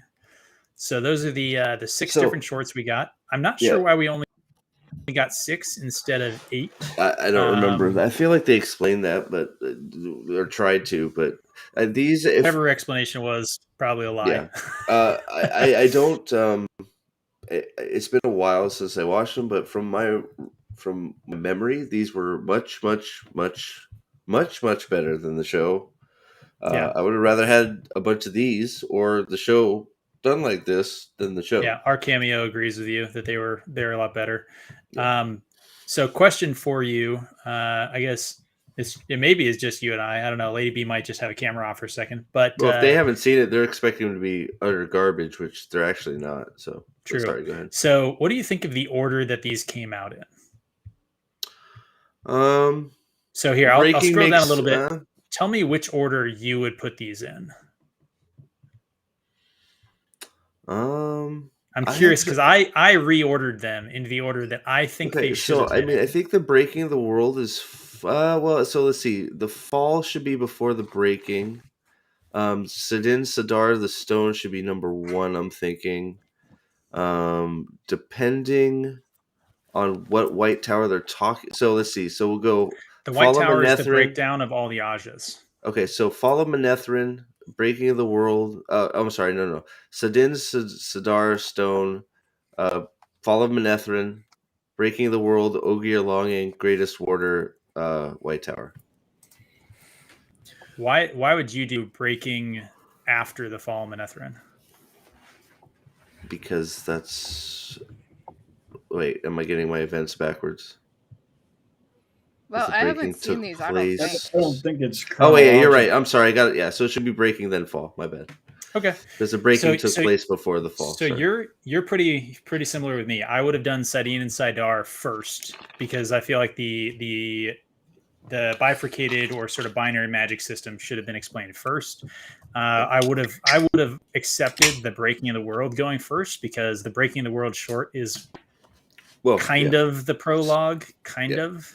I would have just started with the prologue. I don't know why they did it because it kind of explains everything. But hey, so that's a conversation for a minute. Just what we're going to ask afterwards. We're going to watch these. We'll talk about them as they come up, and then the conversation we're going to have at the end is like, should they have even had these, or should they have just shown us this shit in the show? Right. So we'll bring that up. There's something to be said for that because I think the Fall of Manetheren, while they were doing. Sorry, guys. Even though they should have just got rid of the song completely, you know what I mean? But yeah. All right, guys. So if you guys haven't seen this, for you guys in the chat, so this is it's watermarked and everything else to kind of keep us from running afoul of the YouTube overlords. I'm probably going to pause it just intermittently a little bit as well. Who hasn't seen these besides Alex? You said Lady B, you haven't seen. So you guys are expecting like utter garbage. It's not. At least from what I remember. Yeah, I think generally they're decent. We can talk about if there's anything that we disagree with in the lore, but let's play it. And if you guys want to pause, let me know. Otherwise, I'll just kind of pause periodically. And yeah, these are. I think you guys in the chat, you guys might be pleasantly surprised by some of this. Yeah.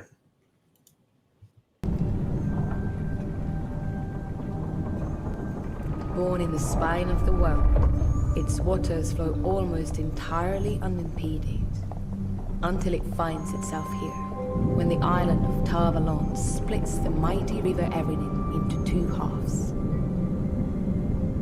Thousands of years ago, long before...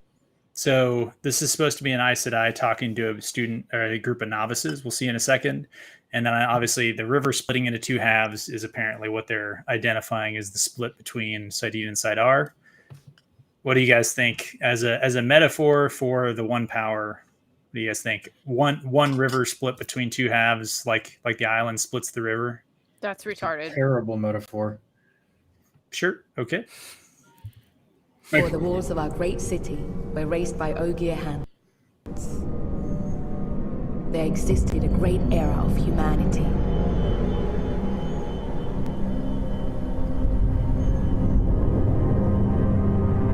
The Age of Legends was a time of advancement.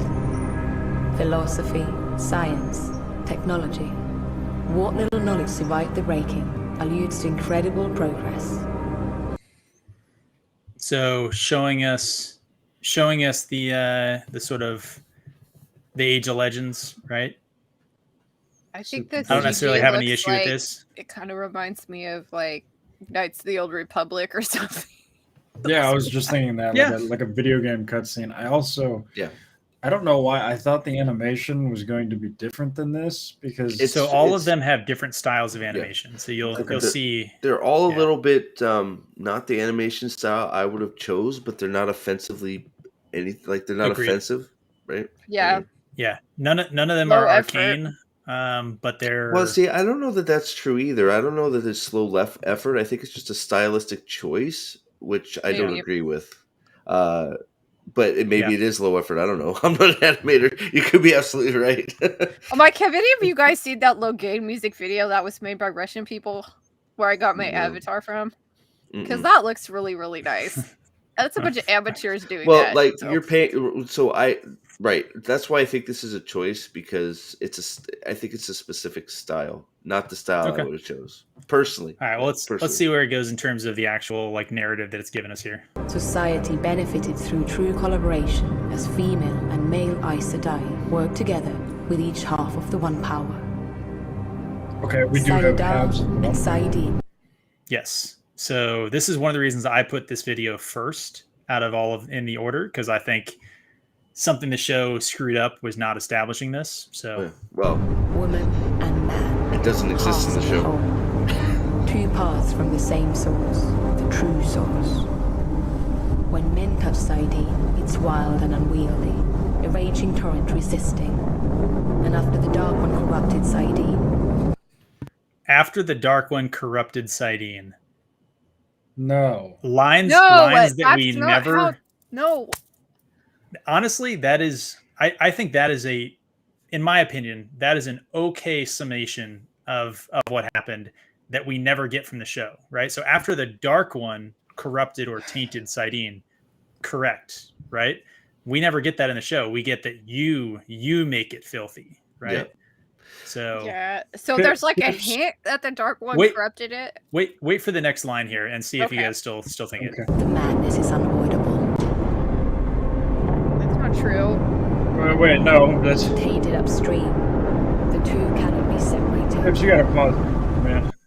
So that thing it's tainted upstream. The two can't be separated. The taint and the source is what it's saying there, and the Dark One corrupted it is their line. Pips, all I'm gonna say is no. I know certain items in your possession, so therefore I'm going to say that I know that you must know what a subordinate clause is. So I'm going to tell you the idea that the male half of the one power was made unruly and difficult to use because of the Dark One's corruption is. Oh, that's not what it said. That's not what they're saying. So it said when men touch the source, it's wild and unwieldy. And then So it says men are the problem then because they're touching the source, which is what they say in the show. Here, let's I think you guys are on the defensive. That's not what's being said. Yeah. Wait, let's go back and listen. Let's go back. Philosophy, science, technology. Sorry, I have limited ability what little to knowledge survived trace the here, breaking so alludes to incredible progress. I'll try not to pause it in the middle benefited so through that true collaboration you can hear the as full Vina line and see what male you Aes hear. Sedai work together with each half of the One Power. Working together, each Saida half. and Saidin, woman and man, halves of the whole. Two paths from the same source, the true source. When men touch Saidin, it's wild and unwieldy, a raging torrent resisting. And after the Dark One corrupted Saidin, the madness is unavoidable. Okay. So, when men touch it, wild, unwieldy, resisting, and after the Dark One corrupted it, the madness is unavoidable. I think that's arguable. I hate that phrasing. I don't like the I agree phrasing. with you. I agree with you, but compare this to what we got in the show.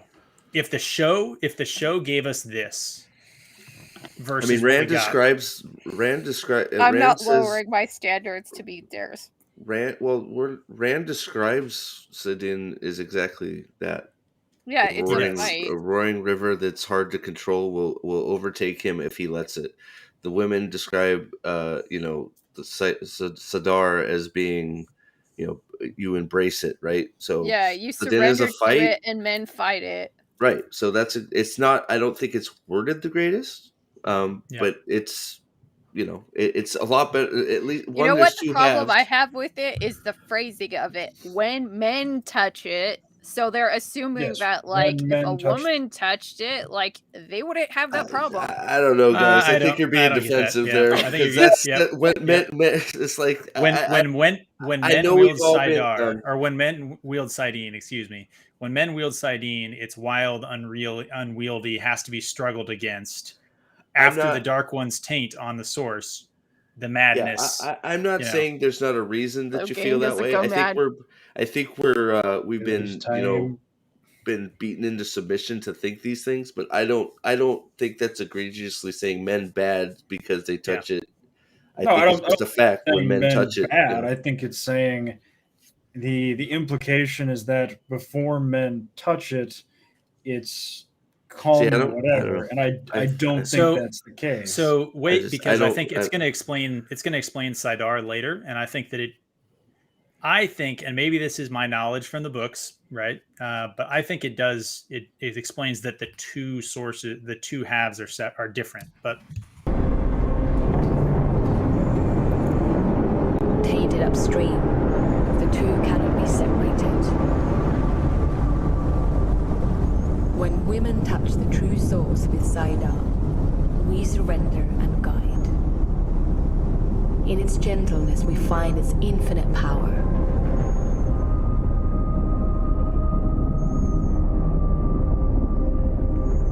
To master these waters will take time and practice. My daughters, what is going on? Let us begin. Animation? Well, empty yourself of your thoughts. I think that's a woman just embracing and going with the flow, whereas a man has to fight the flow of the water to control Sidin. You can see every detail, is what they're trying to get. Every leaf. No, I got that. Every curve. Feel it, know it. You and the bud are one.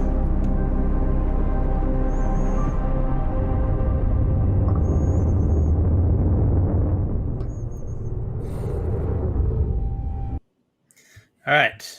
So that is the two halves of the one power explained in a little short.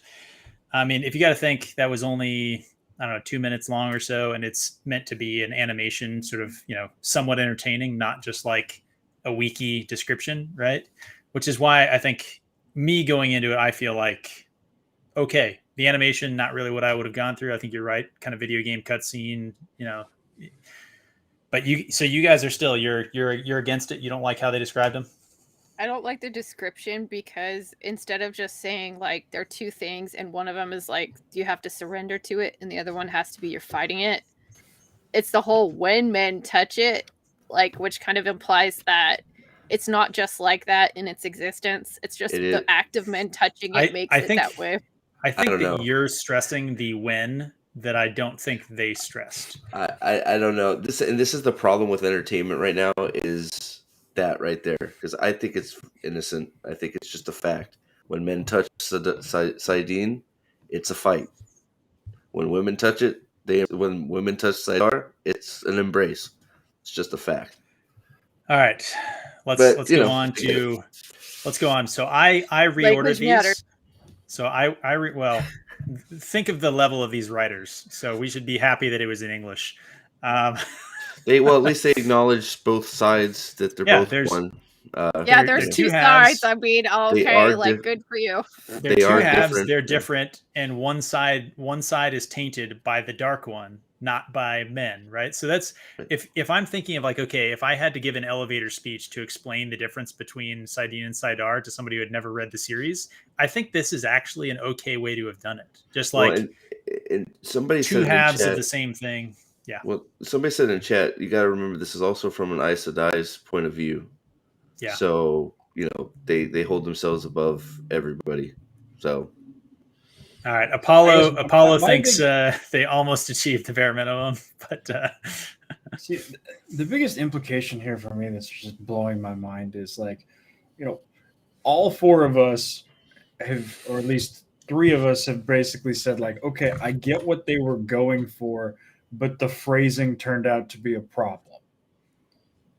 What utterly blows my mind is that Wheel of Time went, well, everybody hates our show, but a couple people liked the origins, so we're going to put the writer for the origins. We're going to have her write episodes.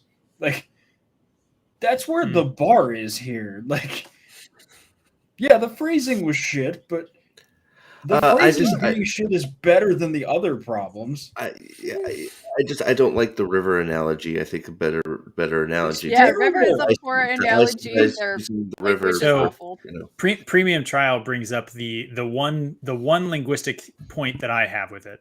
He brings up the one point that I would say. So that I do agree. I think that there's only one way to interpret what they said, which was the madness was there before, and it was unavoidable after the Dark One's taint. That part, yes, I would agree. The other part, I think that, it's a emphasis on the wrong syllables sort of situation. Like, I think you guys are reading between the lines in a way that like is probably fair for the show, but I don't think that the language English requires you to read it that way. I think it does, because when men touches implies a causation, like a man is touching it. Except only men can touch it. So like it's exactly, but they don't say that. They just say when men touch it. Yeah, but guys, it's a 30-second short. Like they can't have a full on script. I mean, it's like all right, we can't have a full on script. It's probably cost $500,000 to make. Well, you're probably right there, but I find it because it's like when men touch it. Like if I say when a man touches, I mean, I don't know. It's just I think this is a product of our entertainment. I think this is a product of our entertainment. No, I'm saying these are fine. I just think this is a product of we're all now being forced to try and see these things because most of the time they're there. I don't think I can give anyone making the show a benefit of the doubt anymore. Well, this is our cameo. I think is explaining it perfectly. Wandering Mage also. That this is all their fault. Yes. That's exactly what we've been conditioned to look at those things. I agree. All right, so let's watch the next one. Tell me what you guys think of this. Which one is this? The breaking? Yes. I wish they would have narrated this part. Yeah, they should have narrated the whole thing. Why not? Because this is a great quote from the actual book. The only time they use actual direct quotes from the book is in a short, apparently. For centuries, our sisters of the Aes Sedai have sought to understand the breaking of the world. I hate this voice. Yeah, I don't like it either. 3,000 years ago, Luz Therin and the forces of light struck the Dark One and sealed him away. Before he was imprisoned, the Dark One delivered one last defiant strike.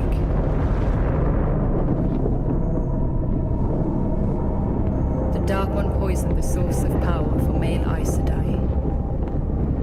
Why is that your vision? With this, Luz Therin lost his mind. He murdered his beloved wife. He slew his children she bore him. His friends. His court. Everyone. So this part, like I said, this is almost the prologue with some narration, right? But like you can tell, again, if you tried to shove the prologue instead of doing Winter Dragon in 30 minutes, if you tried to do it in 2,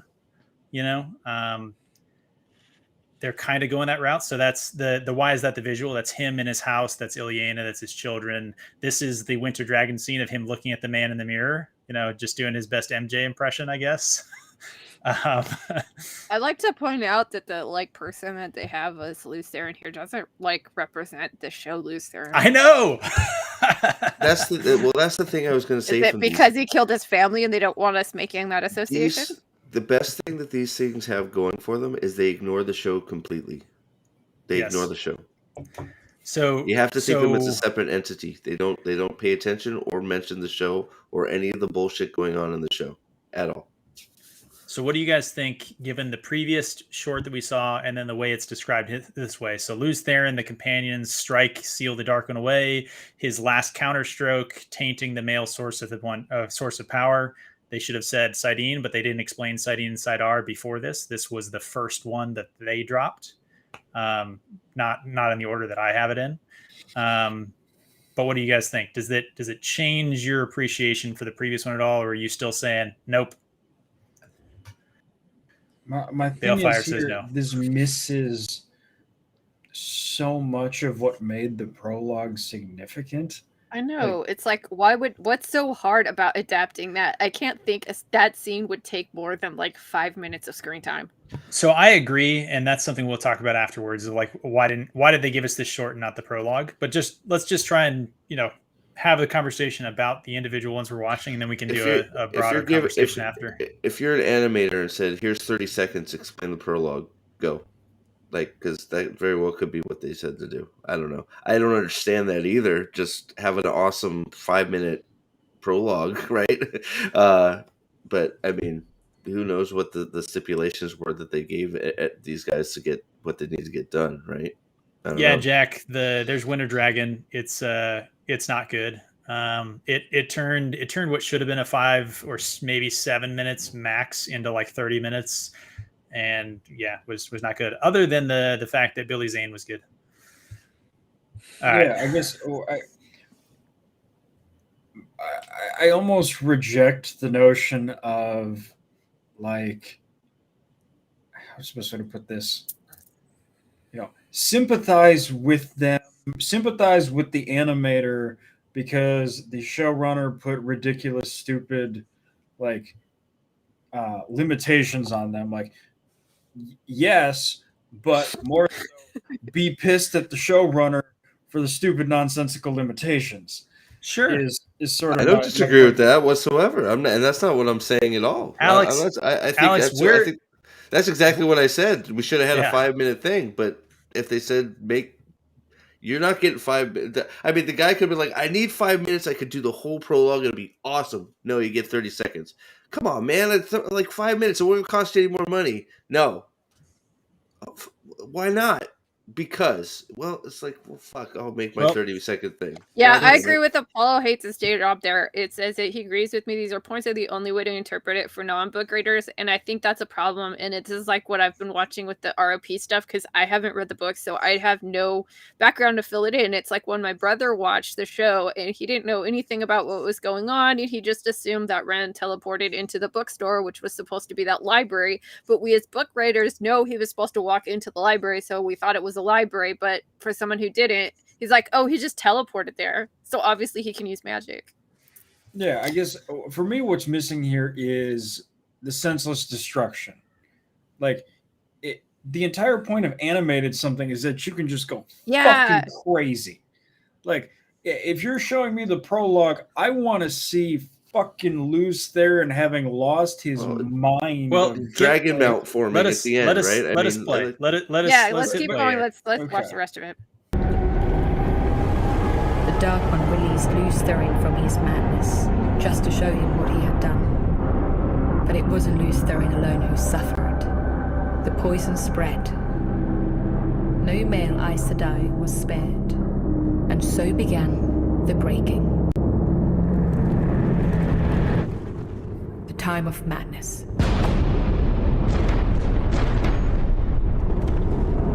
It was a time of unchecked, unhinged rage that destroyed the world. They changed the face of the world and ended the Age of Legends.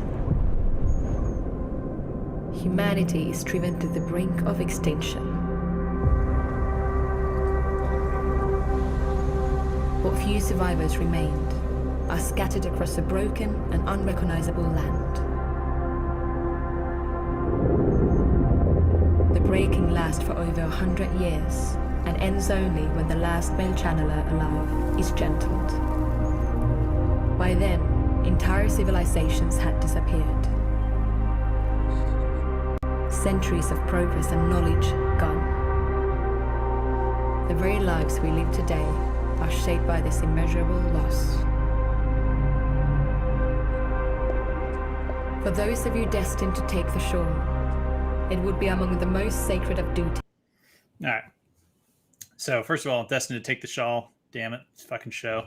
I straight up cross my arms under my breast. If I had a break, I'd be tugging it now. So I think that again, if the animator was told, hey, do the breaking in 30 seconds or do the prologue in 30 seconds, I thought that part of it was okay.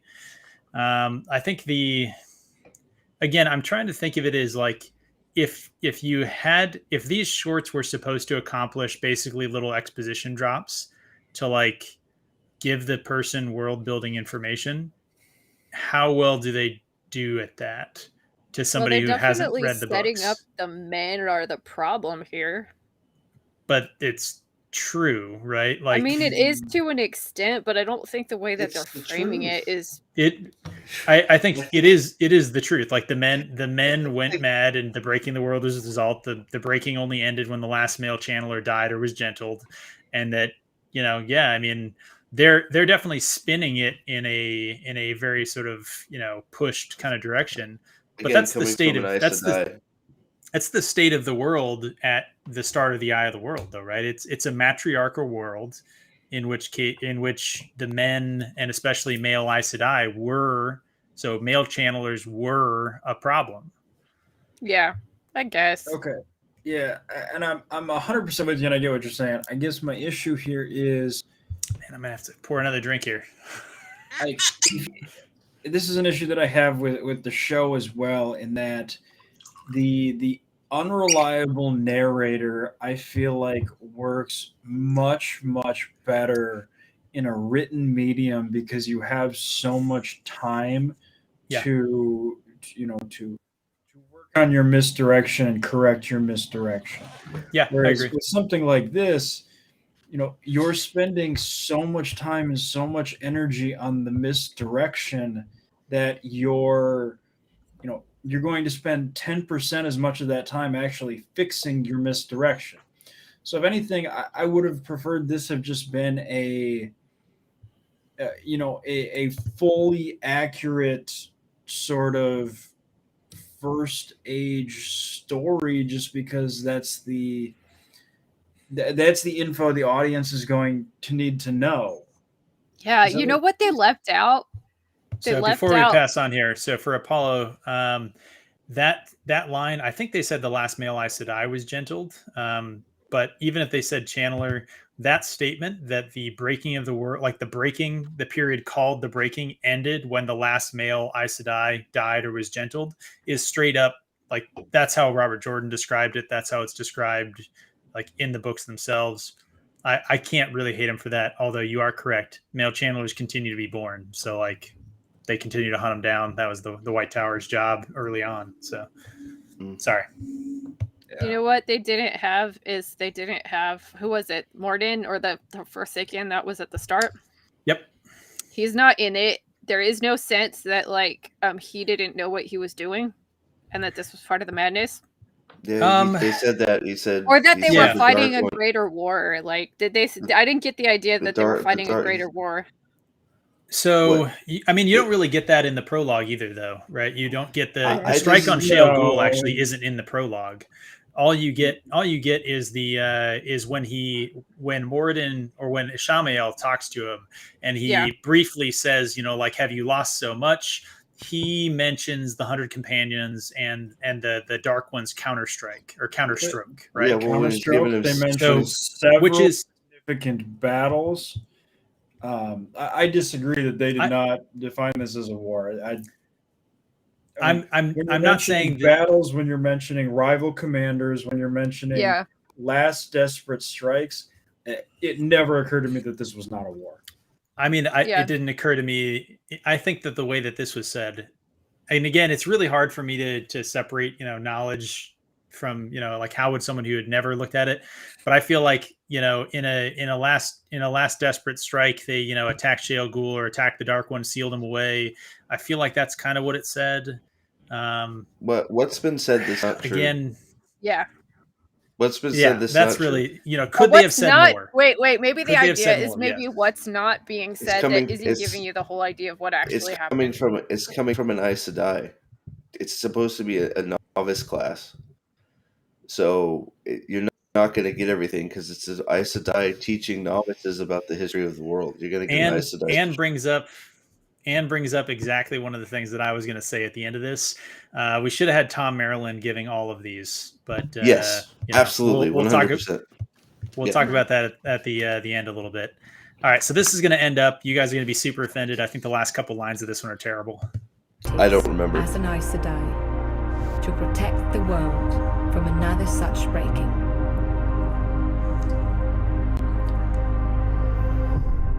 The Aes Sedai exist to protect the world from another breaking, y'all. Girl power, team girl. That part, towards the end of that one, it definitely got very girl power centric. You know what this reminds me of, Pips? It's like when people say, oh, in House of the Dragon, like it was like they didn't want Rhaenyra to be queen because she's a woman. That's like one tiny little bit of the problem of that and ignoring the rest of the picture. So I can't say it's not technically wrong, but it's not technically right either. That's where I am with that. It's actually technically right. It's actually completely right. You may not like how it's delivered, but it's 100% accurate. Which it's misleading. I think Prophet and I are looking at maybe it might be a little misleading, but the information is 100% correct. Yeah, I can't say it, but given that they haven't established what the Aes Sedai are, or like So what's wrong? What's not correct that they presented? The Aes Sedai were not established to prevent another breaking. Yes, they were. Okay. Well, I mean, the White Tower and the banding together the Red Aja was the largest and originally one of basically the only Ajas, because pretty much the whole job of the White Tower at post breaking was. The Aes Sedai were made before that, though. I think that's what the Aes Sedai were an organization. Yes. The White Tower maybe was made to prevent another breaking. The only reason that's right.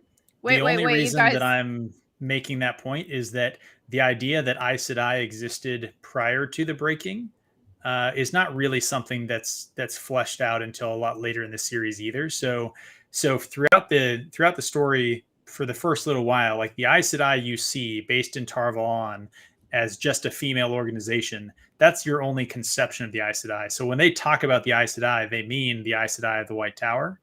And I don't think that that's a terrible mechanism for them to continue forward.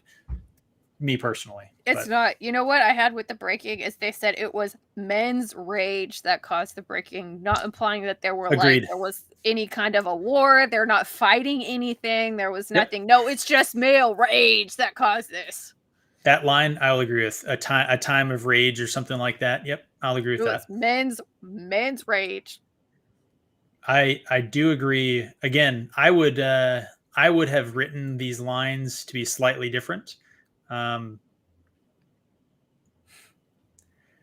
I mean it's hard for me to just not compare it. Like, well, compared to what we got clearly this is better. And I guess that's kind of what I'm ultimately trying to lead us to at the very end, in a conversation about like, if this was the level of lore accuracy we got in the show, would you guys have accepted it? I guess is kind of the question. So if you want to keep that in the back of your mind a little bit, but okay, well, let us continue. I have to see the rest of these.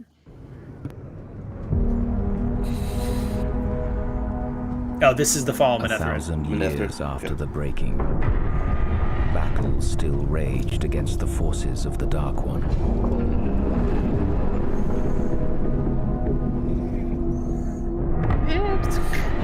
With the towers of Manetheren to their backs, King Aemon and his army defended their people. Battling through unrelenting days and nights, they held their city against Trollocs, dark friends, and dreadlords until they could no longer hold the river from crossing.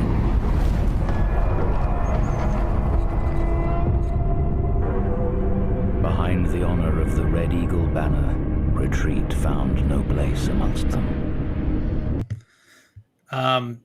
So for those of you who haven't seen it, we have posted on our channel the Kate reading of sort of the Fall of Manetheren with the Chuck Dixon animations. I think in my mind, this is one of the worst of the shorts, because they could have just done what we did on our channel, I think, right?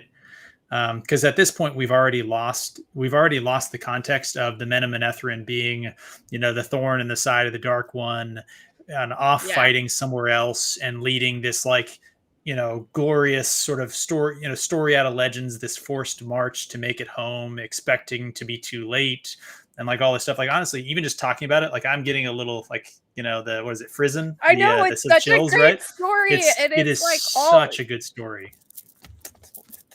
So just this. Read it. Hey, Wakazashi Tea House, or Wakazashi's Tea House is in the chat. Thanks for showing up. So to me, we're already off on a bad footing, because it doesn't give the context of that, the heroic sort of return to their home, knowing or expecting to be too late, but doing it anyway, like all that other stuff. Like, that was some toxic masculinity on display. Oh yeah, definitely. And what's with that, Aemon's outfit? He looks like that new Aquaman with all that feather seaweed shit. We'll get a good close up of his. We'll get a close up of his crown later. It's gonna be. You'll laugh.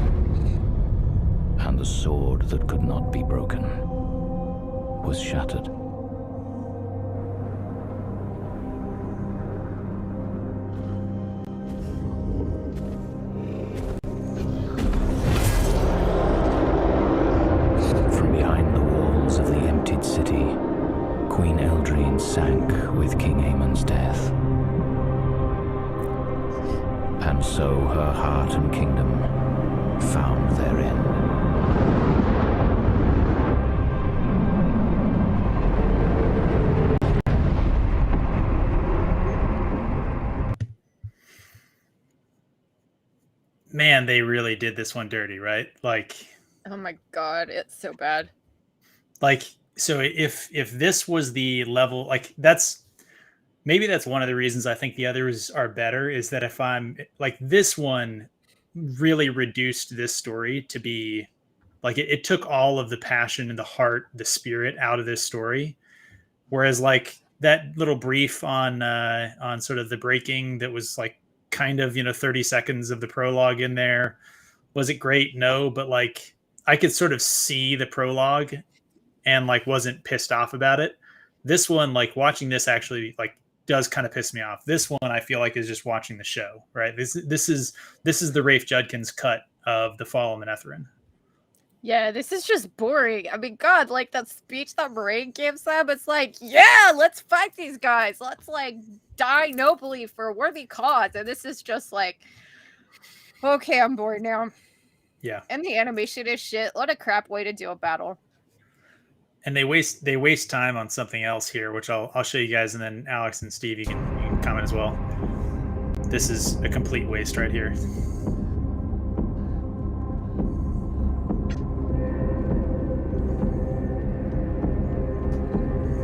And today in the Two Rivers, where Manetheren once stood, what bridge in the Two Rivers looks like that? continues to turn.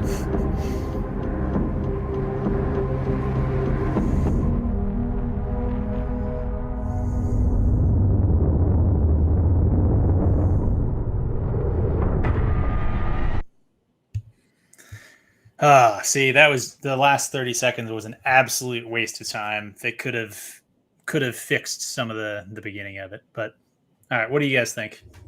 This is fucking awful. I mean, how do you take like one of the most rousing like pep talks in the whole book series and make it boring?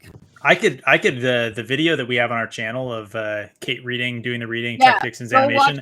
I could watch that literally like every day, twice a day, and I'd just be a happier, better person, I think. Yeah.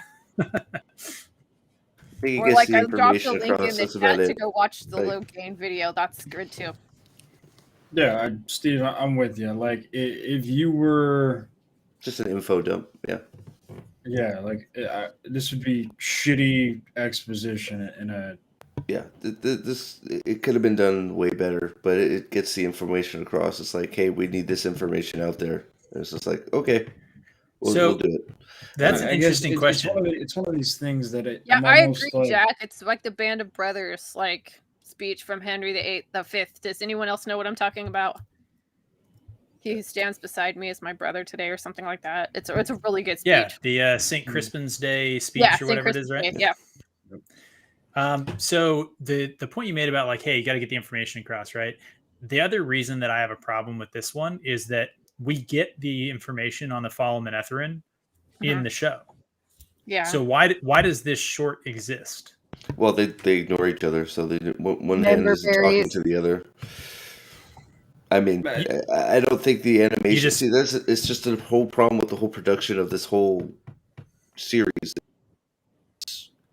Yeah, the animation people ignored the show, so that's why I said they could have easily, like, while she was having her speech or whatever, they could have showed this animation instead of just having them just go back and forth between their faces. They could have just put they could have they fade into the animation and have the animation be part of her speech or whatever. And then they could have made it longer and added some more stuff and all kinds of stuff. But the animations were its own thing and the show was its own thing, and they don't talk to each other. Even the animation wasn't that exciting. Does this tell me where the Two Rivers stubbornness come from? Does this tell me, I'm like, if you saw this, would you guess that you're going to get the Nynaeve that's out to, like, she's going to chase down Moraine and that nasty Aes Sedai to rescue her friends because she's the wisdom and that's what she's going to do, and she's stubborn and she protects her people. Yeah, so I brought this up before from Jack R here. I think this is, so neither the show, the one we get in the show, nor this one is the short, give us the importance of Moraine giving the speech in front of the Emmons Fielders, right? Because Perrin's arc exists on the back of them hearing that story and remembering kind of old Manetheren in their blood, right? Because, you know, the Red Eagle banner is a thing for Perrin for the rest of the series. And so far, that would never happen because none of the people in the Two Rivers, they call it the Two Rivers instead of Emmons Field, none of them have even heard of the story of Manetheren at this point in the show. Yeah. And I mean, it sets the stage for Matt, too, when he starts speaking the Old Ting. What is that, like, the first thing he says? Isn't it, like, Taida Shayar Manetheren? No, he says the Karayan Kaldazar, Karayan Alessandro. Yeah, he says that, too. Yeah. Yeah, the Rose of the Sun, all that, yeah. All right. My issue with this one is the same issue that I have with all of these. Stop trying to tell a 10-minute story in 150 seconds. Yeah, exactly. Do it right or don't do it. So, I guess I can give these some credit for like, okay, yeah, you had 2 minutes, you gave it a solid effort, but well, I mean that's right. No, it's like just do a 10-minute animation. It can't cost that much. Just do it. Just give them a section. Just say, hey, let's get the fall and the history behind Manetheren. Take as long as you need. Or how about, like, why don't we stop giving legitimate lore drops in member berries and actually putting it into the material where it's supposed to be adapted? You guys are jumping ahead to our conversation after we watch all of these. The biggest thing about this for me is the information is correct. That's it. I mean, it might not be presented in the best way. There definitely could be more added, but the information is not wrong. It's the correct information. Even if they've left a lot out, it's the correct information. Yeah, I would agree with that. That's fair enough. All right, let's finish this one off. One age passes into. This one is I think I have the next one as the explanation of the White Tower and the Ajas. Oh, I thought this was this is a snoozer. And the memory. Another finds its beginnings.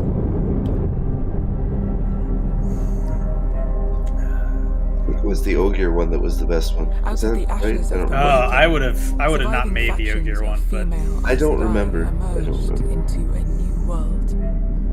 I would have not made the Warder one or the Ogre protect one. The world from further devastation. I don't remember.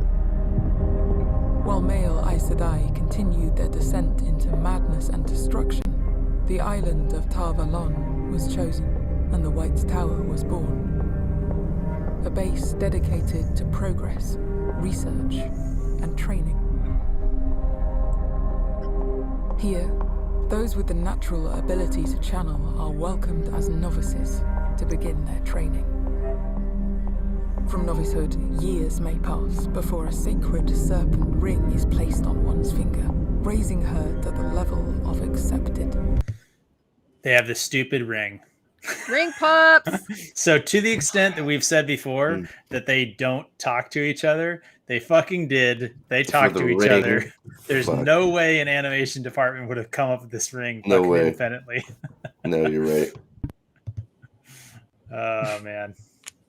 Also, like, can we talk about what they established in the show about, like, well, they don't let poor people in. So obviously they don't accept everyone. That goes against the narrative. So anyway, let's just continue. That was such a dumb line in the show. Let's continue. Well, you see, it's an unreliable narrator. When deemed ready, the accepted take the source material and are raised to wear the shawl as Aes Sedai. Those lucky enough to get called to the shawl will choose their Aja. Lore drop of the Ajas. Each with their own specific purpose. Warriors, standing ready. Healers of all things living, keepers of the past, seekers of justice, law-focused diplomats, pursuers of truth and reason, and those dedicated to preventing the wrong and dangerous use of the one power. Fuck off, show. Yeah, I don't remember that. That was not right. If you've watched the rewatch. If you've watched the rewatch, that is a retconned bullshit interpretation of what the Red Aja's job is. Yes. The Red Aja's job is to hunt down male channelers. Period. Full stop. Yep. The lesbian Aja too. Remember that. That's their job. That's their job. That's why it's such a question when I don't know, spoilers, whatever. When it's cleaned, what are the Reds gonna do? Yeah. In the rewatch, we brought this up. I put pictures of the fan wiki that was edited. They pulled that line pretty much directly from the fan wiki, but the fan wiki was edited in like 2016 or 17 to say instead of hunt down male channelers, it was prevent the wrong use of the one power. It's some bullshit.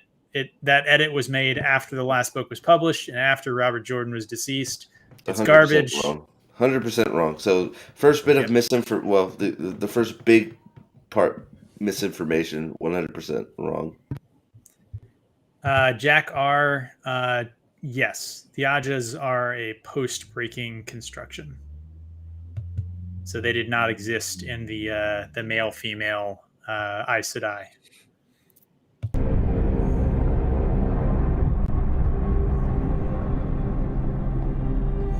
The hall of the tower is our central council, represented by 3 sitters from each Aja. Here we vote and deliberate over important matters. Can we get a natural fucking English speaker so this isn't delivered at the speed of a fucking geriatric snail? Fucking hell! I just wanted to point out that was the biggest problem. One of the biggest problems I had with these things was just like they should be narration full of is terrible. Rich information, and you should be like learning stuff. And you're just like, she's just putting you to sleep. She's just like, it's like, come on, man, get somebody like go. Sorry, Pips.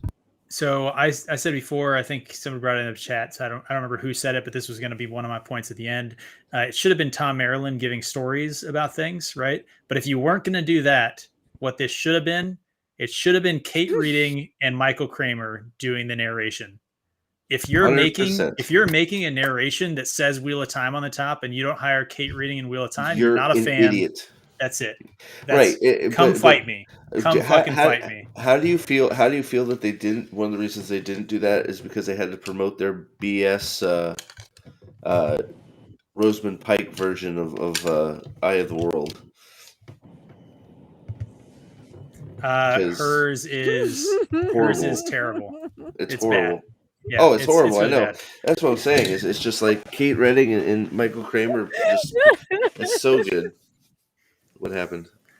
We're looking at I'm just reading Anne's thing. I know. Anne is always making just great comments, but she's saying, I promise I won't get political tonight. And then her after 5 drinks, imagine thinking Elaine has a whisper of a claim to the lands belonging to the blood of old Manetheren. Like free the 2 rivers. Be ungovernable 2 rivers. I was so proud of them, man. I thought they were gonna do it. I thought they were gonna break away and then one fail and fucking parry and cuck to Elaine. I'm like, you guys, you made your own like militia. You don't pay taxes. You make your own roads. Okay, I'm sorry. I'm not gonna get libertarian 2 rivers. It's nice. I just wanted. So the thing I wanted to pause here on.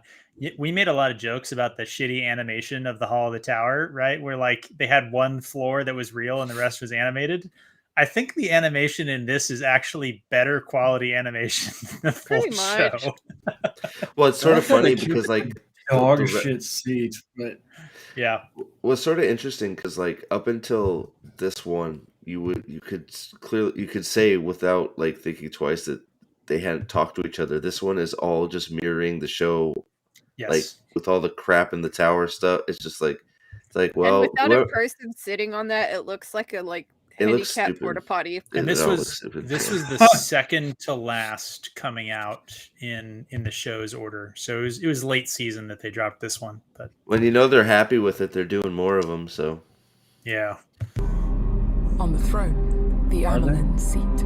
Yeah. I mean, it is funny. Even the show shills in Twitter of Time are like, when are the origins going to drop? Because even they are like, please don't show us more of the show. Just show us more of the 2-minute cartoons.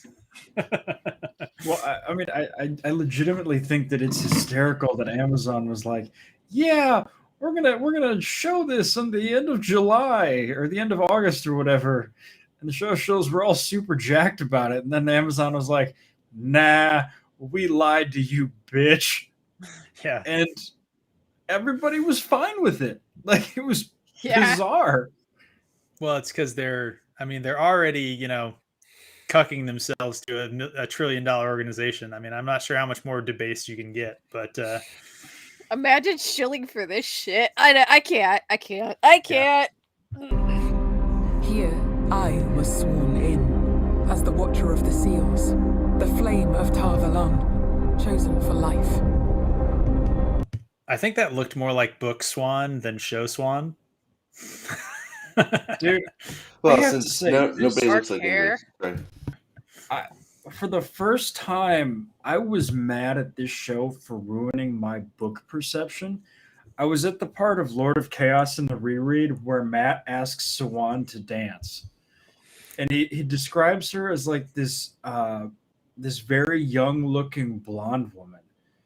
And I was like, who the fuck is he asking to dance? Why is this so significant? In Lord of Chaos? Yeah. Yeah, you know when he's at like Saladar and they're having Yeah. to dance, and he's like, "Hey, what's up?" You know. But Swan's not blonde though. Isn't she? No. Yeah. In the books? No. Are you? I'm. We're all right. We're staying like not we blonde. did. Swan is not blonde. Alex, go check the Discord character description sort of link. I'm almost positive she's not blonde. I thought brown, dark hair, right? Give me 1 second, guys. We're doing this. Okay, I want the book Wheel of Time fandom. Like, I don't want the fucking shit show one. It's like I got my new spring graphic novel. New spring graphic novel. Swan and Moraine. God. That's Swan and Moraine, new spring graphic novel. I read this, or I listened to this like 3 days ago, and I could swear that, man, I'm. All right, I will concede this until I dig up the passage. Okay. Swan and Moraine, right there, getting raised. Well, they got big titties. Yeah. Yeah, exactly. It's because I will concede this until I can dig it up. Here, I think since we're gonna. Yep, there you go. Here, this is Moraine doing her clad in the light. Nice. Good for her. I mean, those are very quirky. You know, good for her. Nice. Chuck Dixon is giving the reader what he wants. Agelessness isn't just in the face. I see. Whatever. I don't remember, honestly. Our Wikipedia isn't here. Just in the face. Perfect. Okay, let's keep going. It was no accident that we chose the island of Tarvalon in plain view of Dragon. Yeah, it's because that's where Ishameo went. It's a message spoken to all generations, a reminder of the past, a warning that the Dragon Reborn will come one day.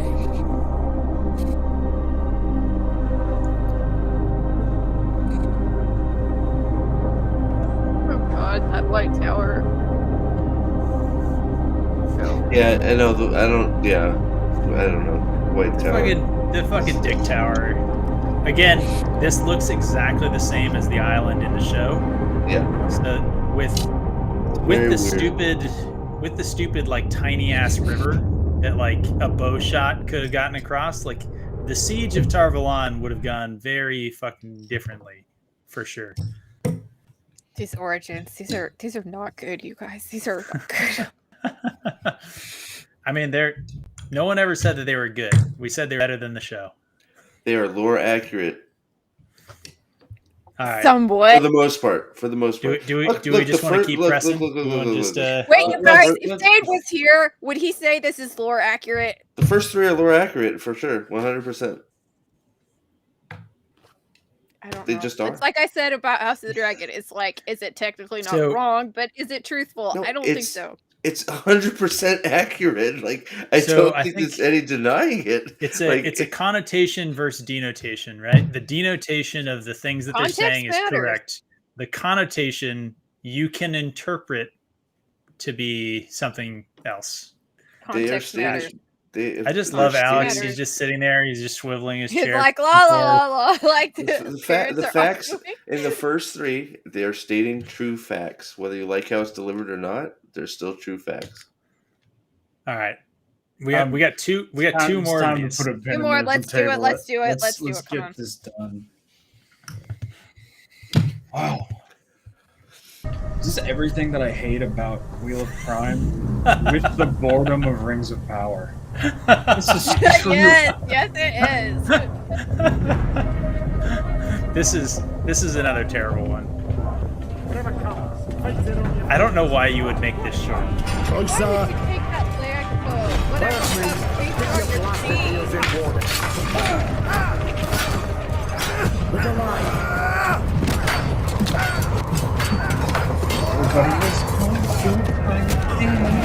The animation in this one is particularly bad. Those cats were fast as lightning. on your feet. In fact, it was a little bit frightening. All right, this is such a silly thing to have made a short about, in my opinion. So you guys you'll hear it here in a second. Jerome Gaidin. Sir, yes. The greatest swordsman. A man without history. Only legends pass through the ranks of the warders. Sure. I don't know. I don't even remember this one. So. Yeah, Stefan. With a sword, you know. Oh, not Stefan fetched it again. Stepping in his freaking little dainty axes, whatever the hell those are. This is such a terrible animation style too. I got it. He's a great swordsman. Well, they managed to make it so you can't see what's going on in the animation of this one. Yeah. In battle, all who should At least they're found stylistically themselves at the far end of his show. blade. Save one. Oh, he only got defeated once. 10,000 victories and a single loss to a farmer with a wooden quarterstaff. His sole defeat became a legacy. A scene that we're never going to see in the show. Oh, come on. We don't Never want again Transgalad. We don't underestimate your want that. fellow man. 10,000 Respect the wielder. victories means he won a The duel weapon. a day for 28 years. Who is the greatest blade master of all time? Or he fought in battles and killed 30, 40 people in a day. I thought he said duels, but that's fine. I think he did say victories. duels. He just Did said he say 10,000 I don't- victories. Did he? Okay. Yeah. I don't know. I glazed over on that one. So Jerome Gaidin, yes, this is a story that's told. It's told in the context of after Matt beats Gawain and Galad, right? Yeah. Which is a scene that we're not going to see in the show.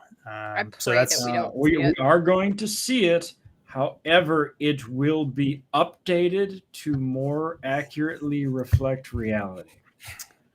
Brave swords, not mine. So it's fine to have Galadriel, but it's not fine to have a dude with a quarterstaff beat two people with wooden swords. That's unreasonable. I got a what did drink. he say? You Lying, mentioned. guys. I'm you Wait, mentioned are we things- sure? Wait, what did he say about that? Are we sure he was talking about that fight? Yes. He was very specifically What asked did he about say? that scene. He said it's unreasonable to have one person with a quarterstaff beat fuck Gawain and him. Galad. He so has it's no not gonna fucking happen. idea what What an he's talking asshole. about. That's that dumb fuck. retarded. I'm sorry. That's stupid. If anybody's gonna do it, it's somebody with a damn quarterstaff. Like, Yeah. Can we that's talk why he about the does first it line of because that? it makes sense. Literally, first line- look up Star Wars: The Phantom Menace. Copy and paste Darth Maul fighting Obi-Wan and Qui-Gon Jinn. Paste it in. Yeah. I don't even care that it has all the prequel dancy flippy shit. It would still Alex- be the best combat Alex scene is in the just show like, by miles. leave the lightsaber effect. Fuck it. At this point, it's the least At this lore point, I'll take the problematic part of the lightsaber. show. Can we talk about the line that they just absolutely butchered that was not even in the show? That if you have to face it on your feet line that Lan told Rand when he was teaching Rand how to fight with the sword. Yep. And what was that in Shinar? I think I it was don't in the remember. Blight. I think it was. I think it was a- in the Blight that he said that to him, but I could be wrong. No, it's when he's in that castle in Shinar. He's in the Shinarans. It's in the second book where they're fighting. I think on the Yeah. So second. that's I don't that's know. when he. Dan can correct that's- me. I know I'm wrong, Sup, but whatever. Dan, I thought you died. Yeah. Hey. Fucking Aldan. Man. Aldan! Aldan, I hope Alright. the situation with hey, I won't say anything specific. I hope it's all getting better. Glad to see you. Yeah, me Glad too. to have you I back miss in the you. chat, You're my brother. buddy. Yeah, hope you're feeling better and situations are all worked out, all that stuff.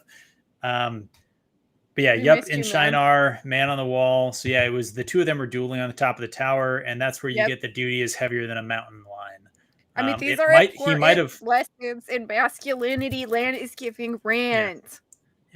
He teaches him, and like Apollo says, it's like we're not getting the lessons in being a warrior and being adult and being a man that all of 3 of the boys get from various people in this book series, because masculinity is toxic and men can't do anything right in this stupid woke bullshit world, and that bothers me because I like toxic masculinity and I like men being Everybody men. does, you know? Toxic masculinity, to quote Alex, toxic masculinity makes great fucking movies. Yes, it does. Yes, it does. Aldan, glad things are good. Hope to see you in the chat, back in the Discord at some point. So we'll hit you up. And all right, I know Alex is literally just spinning in his chair over there. He wants to get this done. So let's I'm getting let's tired. I got work tomorrow, so let's roll. It is indeed the very rare and unusual Ogier who I got it backwards. This was the worst one. They found an even slower. Yeah, I was actually gonna joke. I got it wrong. I forgot this was the worst one. I remember now. Sorry, my bad. I was gonna joke, Alex. It's funny. The ogre is talking faster than the other person. Oh my god. I'm sorry, you guys. This one, I think, the last 2 here, both should be. Exile, we Ogier Both should have not happened. In search of our steadings. Man, that's a good-looking Ogier. It was then that Ogier. Yes. Oh, damn it! No. What the fuck is that? I tried to pause it. And, is that an orc? It was then. There we go. Cool. Man, this looks just like Loyal in the show, right? Oh my god. Fucking tufted ears. Not a fucking Pomeranian on the top of his head. Yeah, I was gonna say, where's son of a bitch? Where's the carrot top at? Yeah. He still looks weird. He looks like an orc. Yes, he looks like a fat orc. I think he looks fine. Honestly, I think this looks like a good Ogier. I would have been really happy with this rendition of an Ogier if that's what we got. He should. Yeah. If this dude had been 9 feet tall, this would be a fucking great Ogier. Yeah, change the hair, get rid of some wrinkles, and make it, It had ear tufts, and I like that. It's got ear tufts and pointed ears. It doesn't have long eyebrows. That's the only thing. Yeah, the eyebrows long are eyebrows. Yeah. There's no ear tufts on that. Those are weird. He's got ear tufts. Ear tufts in there. Are like the pointy part right here. So what you're saying is that is a way to interpret that. This part on the cat. I don't think Robert Jordan ever had an Ogier drawn that I'm aware of. So I would agree with you. I've always envisioned it to be tufted on the end, but you could have tufts of hair in the ear like that. That's, again, if we had gotten this as the Ogier, I would not have been offended. I would have been like, sure, that's fine. It's an Ogier. I'm offended by Loyal. I'm offended by Loyal too, and there's your lack of any explanation. Aldan was offended by Loyal.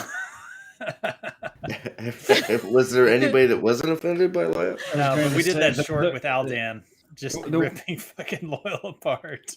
All I'm going to say is the Wheel of Time was extraordinarily blessed that not a single black person watched it, with the exception of maybe Jonathan R.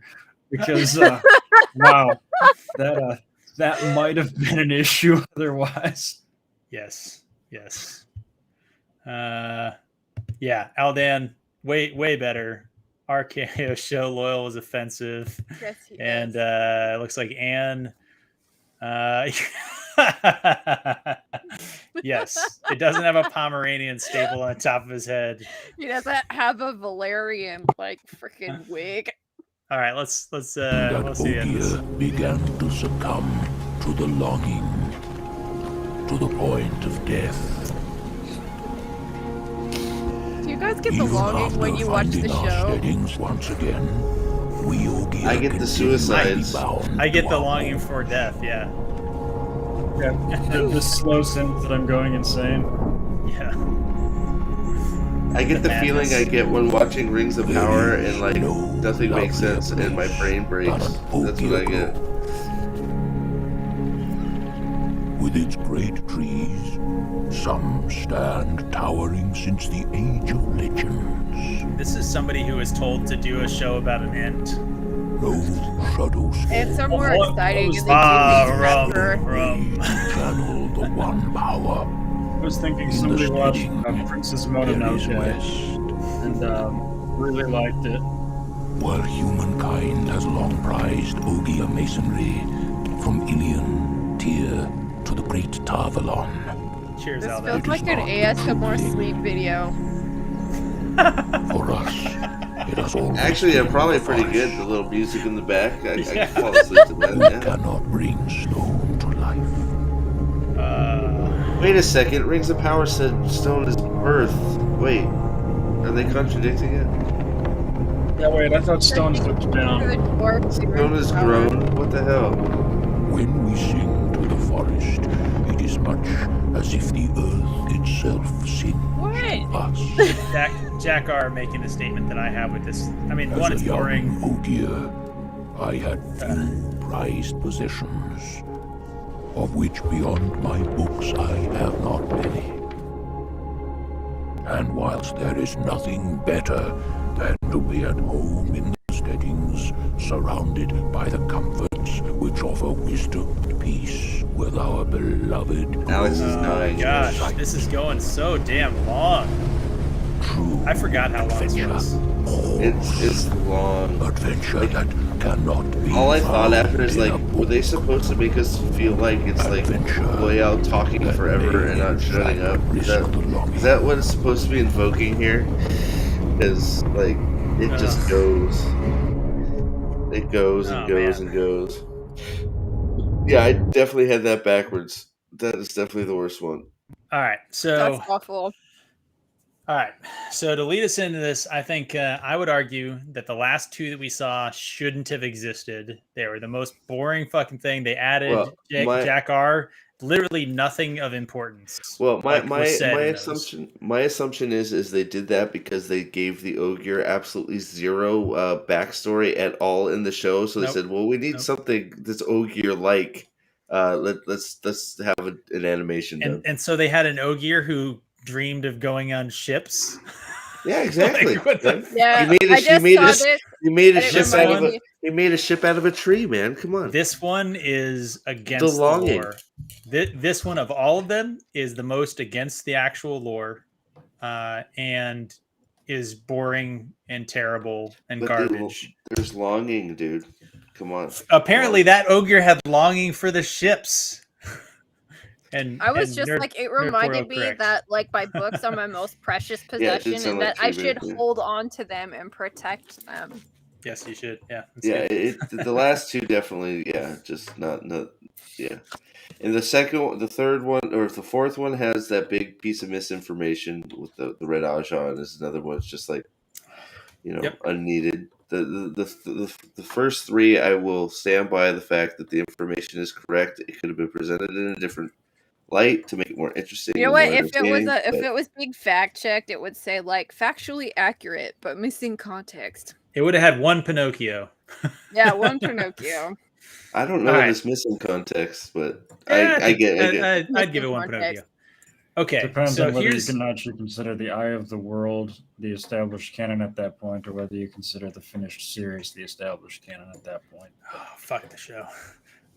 Fuck this shit. I refuse to say anything of this fucking show is even decent. Okay, so here's the question, right? So this is sort of a meta question. So Alex brought this up. People are super pumped for the Origins stuff. They want more Origins stuff. Give us the Origins stuff, right? So my question is, do we like the concept of the Origin shows? So we just watched them. We talked about which ones we think are good, bad, and ugly, right? So we've kind of done that. I'd say half of them were objectively bad and ugly for just, they were boring. They didn't give us anything useful. Some of the information is wrong, right?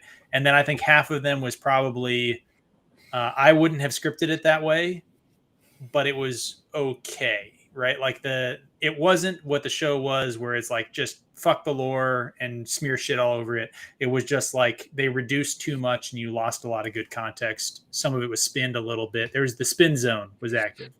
The spin zone, yeah. Meta commentary. Should shows do this to their audience? I mean, if it's a good show, it's fine. I mean, it's just sort of an additional layer of info. I mean, if you're a shit show who's using it to establish in-universe details that you failed to do so in the show itself because it's important to the narrative, well then no, you shouldn't do this. Well, that's it right there. That's what they've used it for. Plus, and then on top of it, it contradicts what's in the show.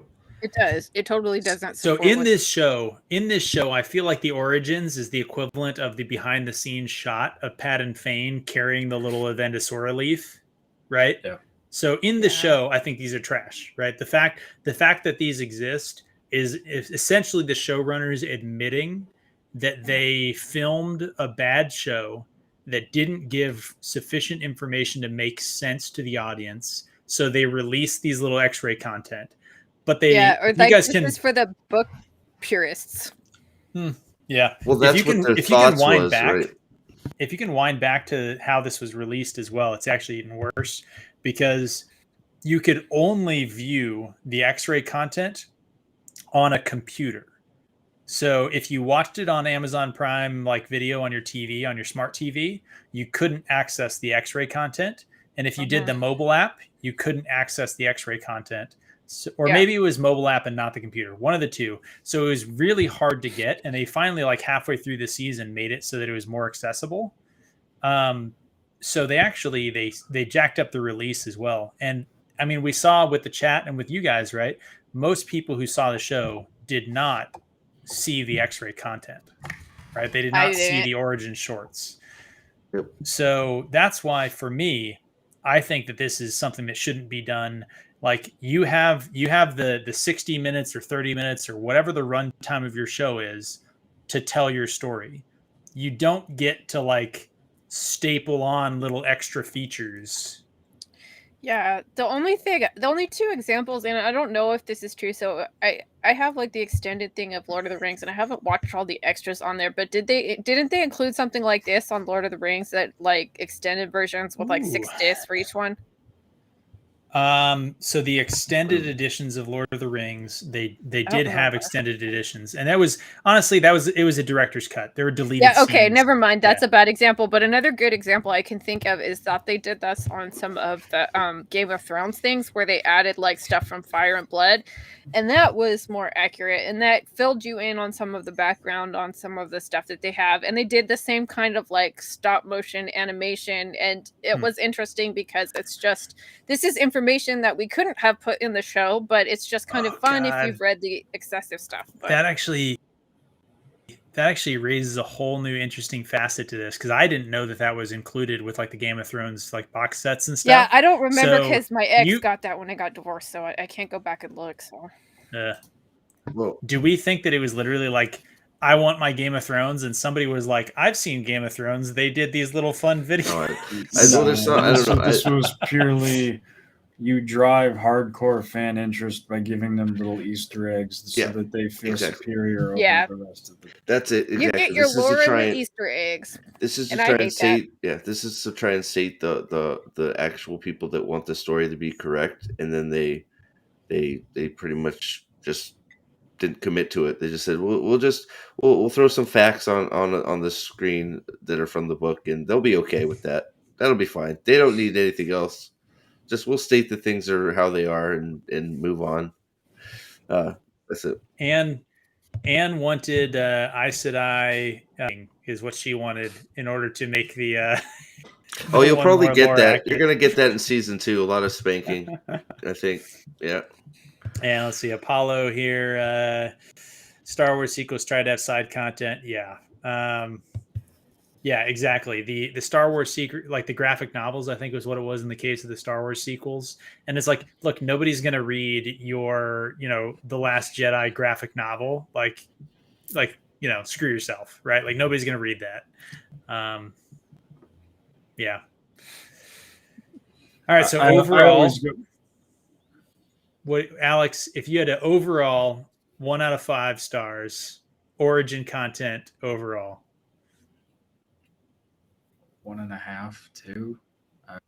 What did you rate the show? I think I gave it a 1 because it didn't go lower. Like I think I gave it like not a single redeeming passable. Okay, I mean, so we've gone through it on the rewatch. There's nothing redeemable about that entire. So a half star over the show.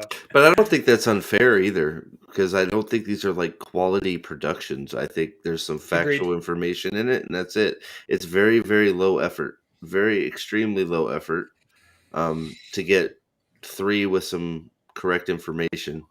And you guys are messing with the thing that I was hoping to accomplish here, though, which was having the Origins rated higher than Rings of Power. Well, it's going to be. I mean, it's going to be.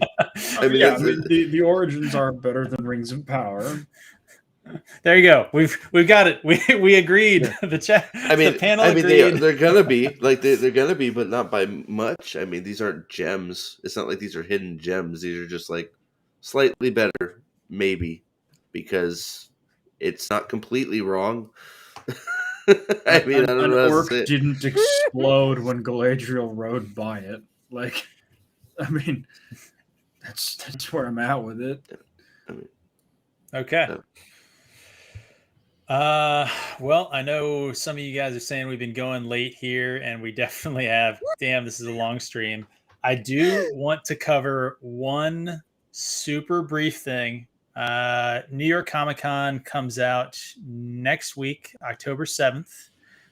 They have reduced the Wheel of Prime from having apparently its own panel, show, all this stuff. Alex is nodding because this is hilarious when you think about it. It was supposed to be a big Wheel of Prime announcement day, right? And instead, it's actually going halvesies on a panel with Rings of Power. Halvesies, exactly. So I just want to say, the White Cloaks, we're gonna probably try and do a stream. We're gonna try and do a stream that day and just cover anything that comes out of it. So if you guys are still watching at 2 hours and 40 minutes into the stream, we'll cover New York Comic Con and anything that comes out of it. I want to go around and say, Alex, what, if anything, do you expect to see Wheel of Prime related from that panel on the 7th? So I expect an origin short. Yep, which is why we went through this today. I agree with you. and I expect a promise that we will be getting a trailer plus or minus a month. Like, they won't give us a trailer, but they will give us a rough approximation of when a trailer will drop. Man, you think no trailer? No trailer. I'm right there with. I'm actually kind of with you. I think we're going to get a second behind the scenes. I think we're going to get an Origins and a behind the scenes. So I sorry not to jump in front of the line here, but I think Alex is 100% right. I think we're going to get. They've been pushing. They've all but told us we're getting another Origins, like to try and get us hyped, right? Well, like Alex said, they promised it a month ago. Yeah, exactly right. So they've told us that that's coming, right? But I think that's probably why they're going halvesies with Rings of Power, because they have nothing else to show. Or that they want to show. So you're not gonna get a trailer. Like if there's a trailer, I would be freaking just amazed. I think we're gonna get some. I think you're right too. Some other lame behind the scenes thing where we see Rafe's pleasure wheel again, and that's it. The pleasure wheel.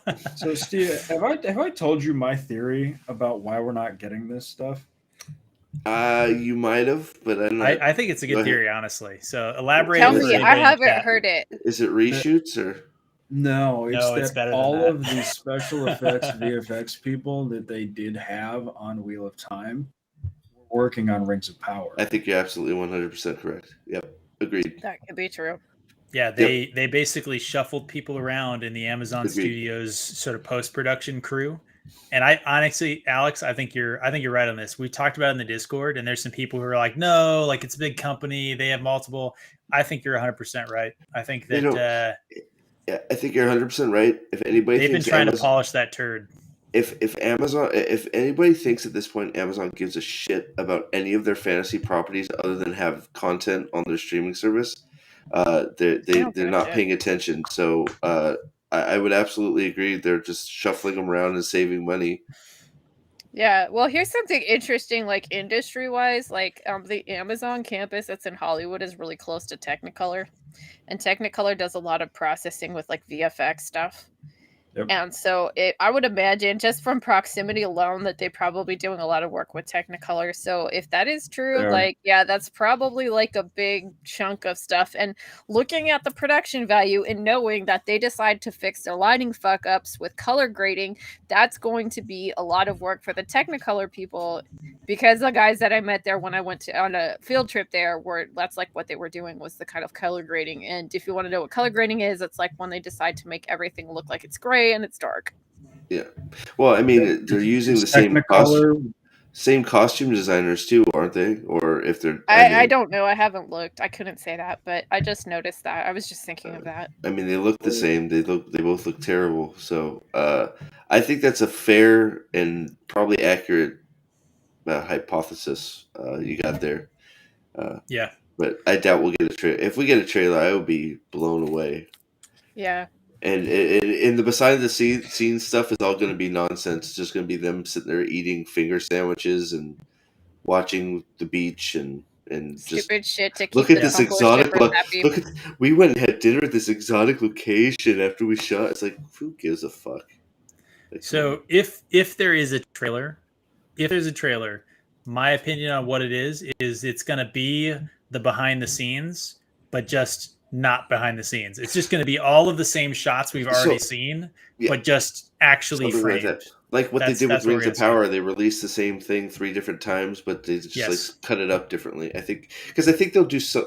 So I think I think you're right, because God, for them to not show anything at all except for an origin, good Lord, man. So I think it's going to be a panel. It's going to be a panel.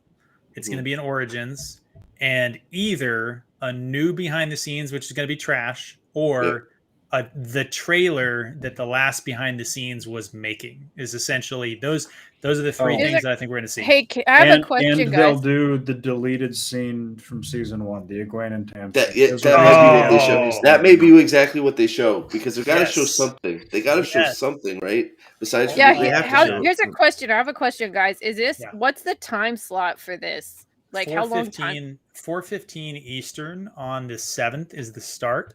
I haven't seen anything that says how long it's going to go. I just know. I believe it's 6:15. I believe it's 2 hours. So yeah, so I would have expected. That was actually going to be my next question. Was I would expect knowing that it's split with Rings of Power. My over under on the amount of Wheel of Time coverage is 15.5 minutes. I'm gonna guess this is they're playing the like Dies Damar here, like they're playing the Game of Thrones here by like taking their their biggest thing that is arguably their biggest failure in Rings of Power and combining it with Wheel of Time. They can take up a lot of time with the Wheel of Time shit. They won't give us anything new, so they might take the opposite. I think it's premiering several hours before episode 7 of Rings of Power. I think they're going before episode 8. Well, I think they're decreasing the amount of time that the Rings of Power people will get to keep it whatever is coming out of that from coming out. So they're decreasing the time, but they're also decreasing what they have to show for Wheel of Time. So they can say, oh, well, they had to combine this. So we couldn't give you all the content for Wheel of Time, but we couldn't also do all the interviews with the people from Rings of Power. So we'll just see this next time. So I think they're rubbing each other's back, so to speak. They're right? Yeah. Because I think you're exactly right. It's like, well, we had limited time, so we can't show you a trailer right now, but we're going to show you this. And then the same thing with the Rings of Power when everybody starts booing because it's terrible. They'll be like, well, we'll show you what we can, and here's what's coming. But I think the main reason is they're doing it together to try and drum up some sort of following for Wheel of Time through Rings of Power, because that's all been the business case for this. Was that no matter how many people watch Rings of Power, there's no way to pay back that price unless by having this show, you bring a whole bunch of people in to start watching other content. Yep. The entire point of this, and you saw this in some of the astroturfing that they did, where people were saying like, oh my God, I'm so happy that Rings of Power is bringing so many new Wheel of Time fans. Like, yes, that's always been Yeah, the goal. they're gonna combine all of the Well, shows they have for both shows. So that's we it. have they four literally shows. are. But that's A lot exactly of what they're the- doing. Is A lot like, of the okay, Twitter let's time people have changed their screen names to be Rings of Power related screen names. right. So But, that's yeah. it. They're trying to get the shows for both shows to make a giant like Voltron robot shill. They come together and Armageddon make for a shills. giant Shillageddon. shill robot. So the Wheel of Time shills will go, oh hey, we can show for this show too, and the Rings of Power shills go, oh hey, we can show for this too, and they'll make one giant man. ugly Voltron robot shill monster. Probably. That is horrid and has gigantic pink purple hair with snaggle teeth and like mine and They look doughy. We armpit don't know hair what down gender to they their are. feet and yeah. All right, guys. We're approaching 3 hours Hot here, pants. so we're gonna have to end it. I am gonna ask one final question for each of you. Are we gonna get a release date, and when do you think it'll be, Alex? No, we're not going to get a release date, and I'm going to stick with my guess from the beginning of March of. I think your mic cut out there for a second. You said March of March of 23. something. March of 2023. Lady B, I are don't we gonna think get we're one?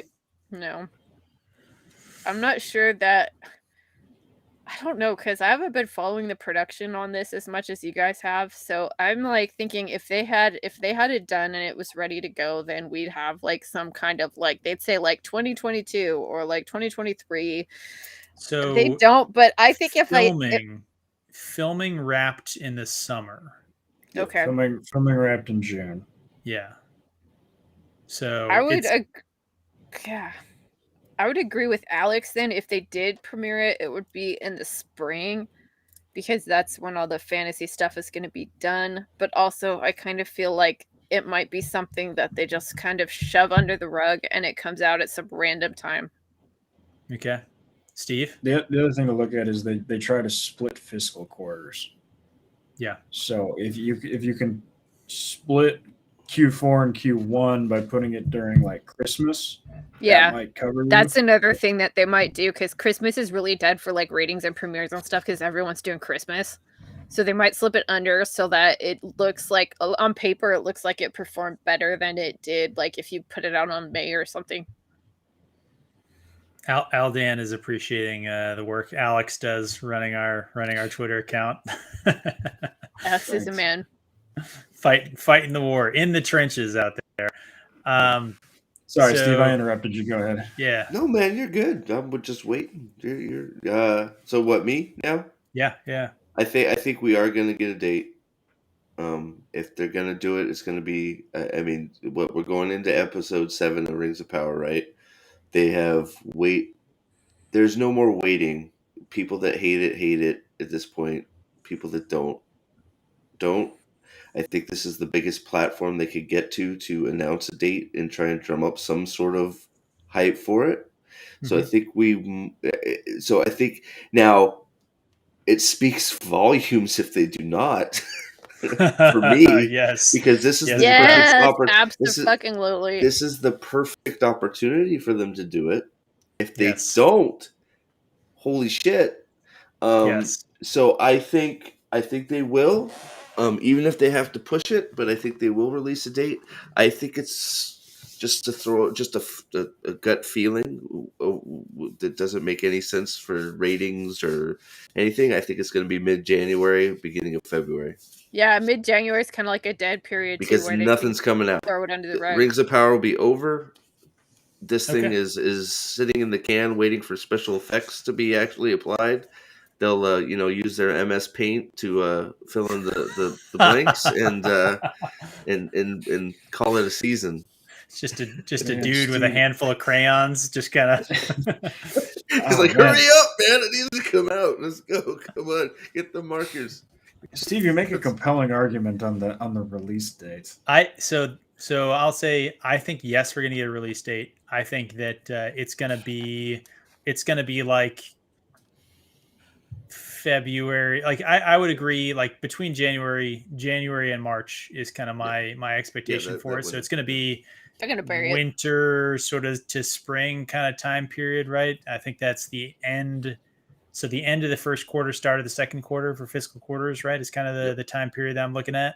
I agree with Steve's reasoning that like I think they know that like they have to give us a release date, or even the people who liked the show are going to forget about it, right? Like what the hell? Or here's another interesting thing. It's Amazon, right? And if it's like, if they release it in January like that, like, given that Amazon would have just had the Christmas season, so that maybe any kind of potential losses for Amazon as a company can be mitigated by whatever they did for Christmas. I don't know if that's how they do the profits on that stuff, but I don't know what their business is. Yeah, it's hard. I don't think they care as much when they release stuff. Stuff seems to randomly come out whenever they feel like it. Like, and the only thing I'll say is that they definitely do. They don't put their own shows up against each other. Yeah. And so what I think you've seen. So here's the reason I think it's going to be next year. So they announced that the next episode of Jack Ryan the next season of Jack Ryan is going to be coming out here in November. They canceled Jack Ryan. No, season 3 of Jack Ryan is coming out in November, I think. Oh, good. That's an actual show I like. I thought it got canceled. Season 2 is trash, but either way. It wasn't as good as 1, that's for sure, but I still enjoyed it for the most part. But yeah, I'm with you. Agreed. So they announced season 3 of Jack Ryan, I think is coming out in November. So in my mind, that means will come out, no big show is coming out until January at the earliest. Probably February. So that's just kind of the thing I'm thinking of. With that, I didn't know that. So end of January, beginning of February, they'll want to put something out, I think. Because their whole model is get people to not cancel their Prime subscription. Exactly. So they want one episode or one show to end and another show to start. There may be a little crossover because they're different genres, but I think you're right there. And I do think if there is and it's possible, no release date announcement, I think that's a thing. Huge. That could be a thing. That is a no release date announcement would tell me that Alex is 100% right. If there's a release announcement that is after February, I'm going to say that means Alex is probably right. Yep. That's how I'm looking at it. So if they say January, then I'm going to say they were working on it during Rings of Power. If they say February or March, I'm going to say that's probably cut people down and it's because of Rings of Power. And if they have no release date, then they fucking they lost their damn mind. They lost it. They're having to reshoot the whole damn thing right now. Flaccid, I think, is 100% right. That so this is a conversation about like the ratings for Rings of Power versus House of the Dragon. Like Amazon has a lot more subscribers, but most of them are just there for the free shipping. Yep, so it is hard. It is hard to tell like what success looks like for Amazon. Yep. And it's something I think we're still learning on like what they view as successful. So, well, we did find out something about Netflix. Oh, what did we find out? 4.5 billion viewership minutes does not get you a second season at 165 million a season. Yeah, they spent way too much money on Sandman. They canceled Sandman? They canceled season 2. It's not officially dead yet, but it's dead. Because even Neil Gaiman, I think, has come out and made some statements about the viewers. The viewers were watching it wrong.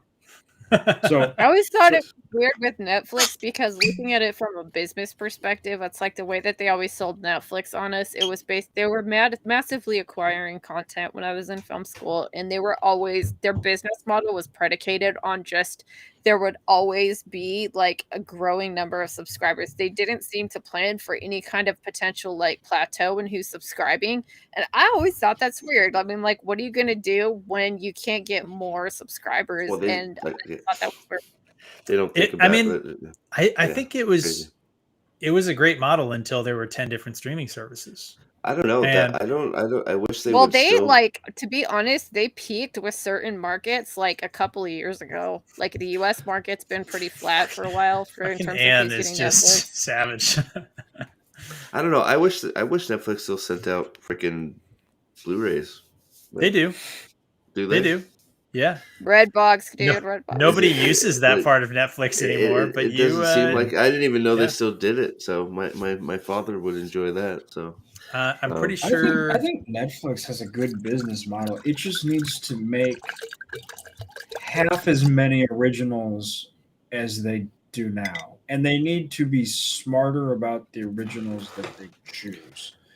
Like they produce so many of these crime dramas that they literally overlap each other. Like they have 3 different new crime dramas in the top 10 every week. Yeah. And there's so much audience overlap, like one a week. I think what they've they've discovered is that those poll really, really well with normies. Like tons of people will tune in for like a procedural cop show or a detective show or whatever, and they're probably cheap as shit to make. Yeah, no special effects. You're making SVU. You know, like it's. Well, look, Netflix needs to learn that they actually need to fucking advertise a little bit. They don't advertise any of their shows at all. The other problem with Netflix is their acquisition model. Oh, sorry. Go ahead. I was saying, like, it's just like all these like the original draw of like Netflix and Hulu is what like catalogs they could acquire from people. So like I know one of the big things was like who is going to get Friends. And the thing is that they got stuff like that and they would get it for like a year or two and they just couldn't afford to re-up the contract. And I don't know whatever happened to that, or if the individual network streamers that actually started the shows like got the content back. I haven't really been following it, but to keep up that level and to have that content available for people to watch is really super expensive. Like these people were putting up like billions of dollars initially. It was really insane. Yeah, I think for a while Netflix was spending stupid money, and then they realized that the streaming game is different. That there's 10 different streamers now, and they can't charge whatever they want and have every single user. That's it. That's it right there. Yeah. So I think, Alex, I think you're right that they have too much stuff. There's too much overlap. I think Lady B, you're right as well. And Amazon Netflix looks like they're making changes, right? Like Netflix looks like they are figuring out that, hey, our stock is going down for a reason and we need to figure something out. So well, I think so you want to talk about the culture war and how there's starting to be a shift in entertainment. Warner Brothers and Netflix are the two that have finally seen it hit their wallet and are making the necessary changes. 2023, is that going to be the year that Disney does the same? No. Disney and Amazon Prime have. So the thing about it is, once you cut the head off the snake, it takes the new head 2 or 3 years, minimum 1 year, to get the bad shit out and to get the new shit running. You know, people talk about Zaslav with Warner Brothers. He's been in that role for a year now. It just took him a year to get the bad shit out. Salk is still running Amazon, and what the fuck is her name at Disney? Kennedy is the Disney Star Wars. Kennedy is Star Wars. Feige is running Marvel, but there's one. Victoria Alonso. I have a question for you, Alex. Actually, one of the big money makers for Disney is ESPN, and I noticed that Amazon has picked up like Thursday Night Football. Like, can you tell us anything about the sports side? Because if Disney Plus loses some of that ESPN market, it's really going to hurt their like actual Disney content. Have you heard anything about that? So we miss you. The thing about ESPN and why everybody likes it is that it is the most consistent moneymaker that exists. It's printing money. I mean, okay, we talk about Rings of Power a lot. Amazon went, oh fuck, we spent $1 billion to make Rings of Power. Guys, we spent $3 billion for one season of Thursday Night Football, and we have these two running at each other. So we have to move one, and they didn't. They moved. They put them on Power. They put them on the same night. Why do you think Rings of Power premieres so late?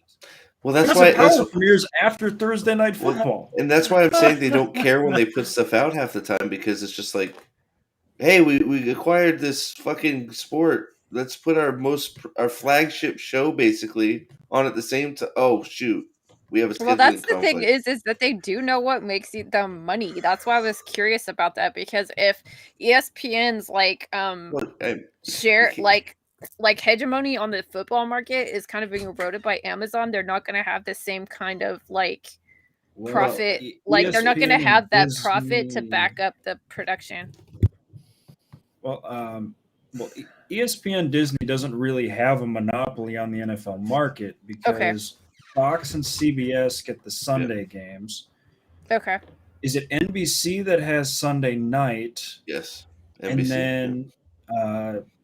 And then which has one of those is night. Disney though? Isn't ABC Disney? I can't remember. ABC is Disney. So ESPN only has Monday Night Football. I believe. Yeah, ESPN only has Monday Night Football. Yeah. So it's the other thing is that the NFL bullies them to the point that it's not super profitable. I mean, it's obviously massively profitable. Yeah, I mean, just saying from the entertainment part of the industry, when they were talking about what makes Disney profitable, it was always everyone was always talking about ESPN, and it's not just football that they have other stuff, and they have the different ESPN brands under whatever the. Whatever. I don't watch sports. The live sports itself is what draws the viewership. Yeah. The profit is in the talking about it. When you think about what an ESPN show does, the ESPN morning show is one of the most watched shows every week, and it costs about as much to produce as it is for us to put on this live stream. I mean, it's just 4 people in a studio talking.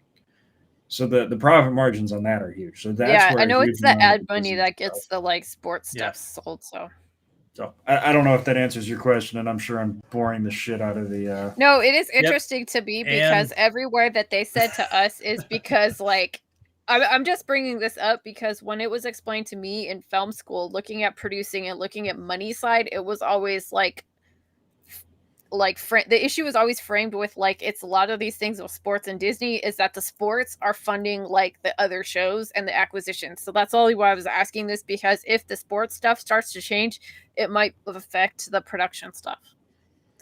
Hey Apollo, thanks for coming out. Sorry to keep this going so late. I was just curious about this, and I know Alex knows stuff about sports, so I was curious because I don't really follow this that much. I think we're actually probably gonna call it here. I know Steve, you said you got work and stuff tomorrow. This has already been way longer than we intended it to be, but we're just enjoying each other's company and the chat so much. Chat, thank you so much for coming out.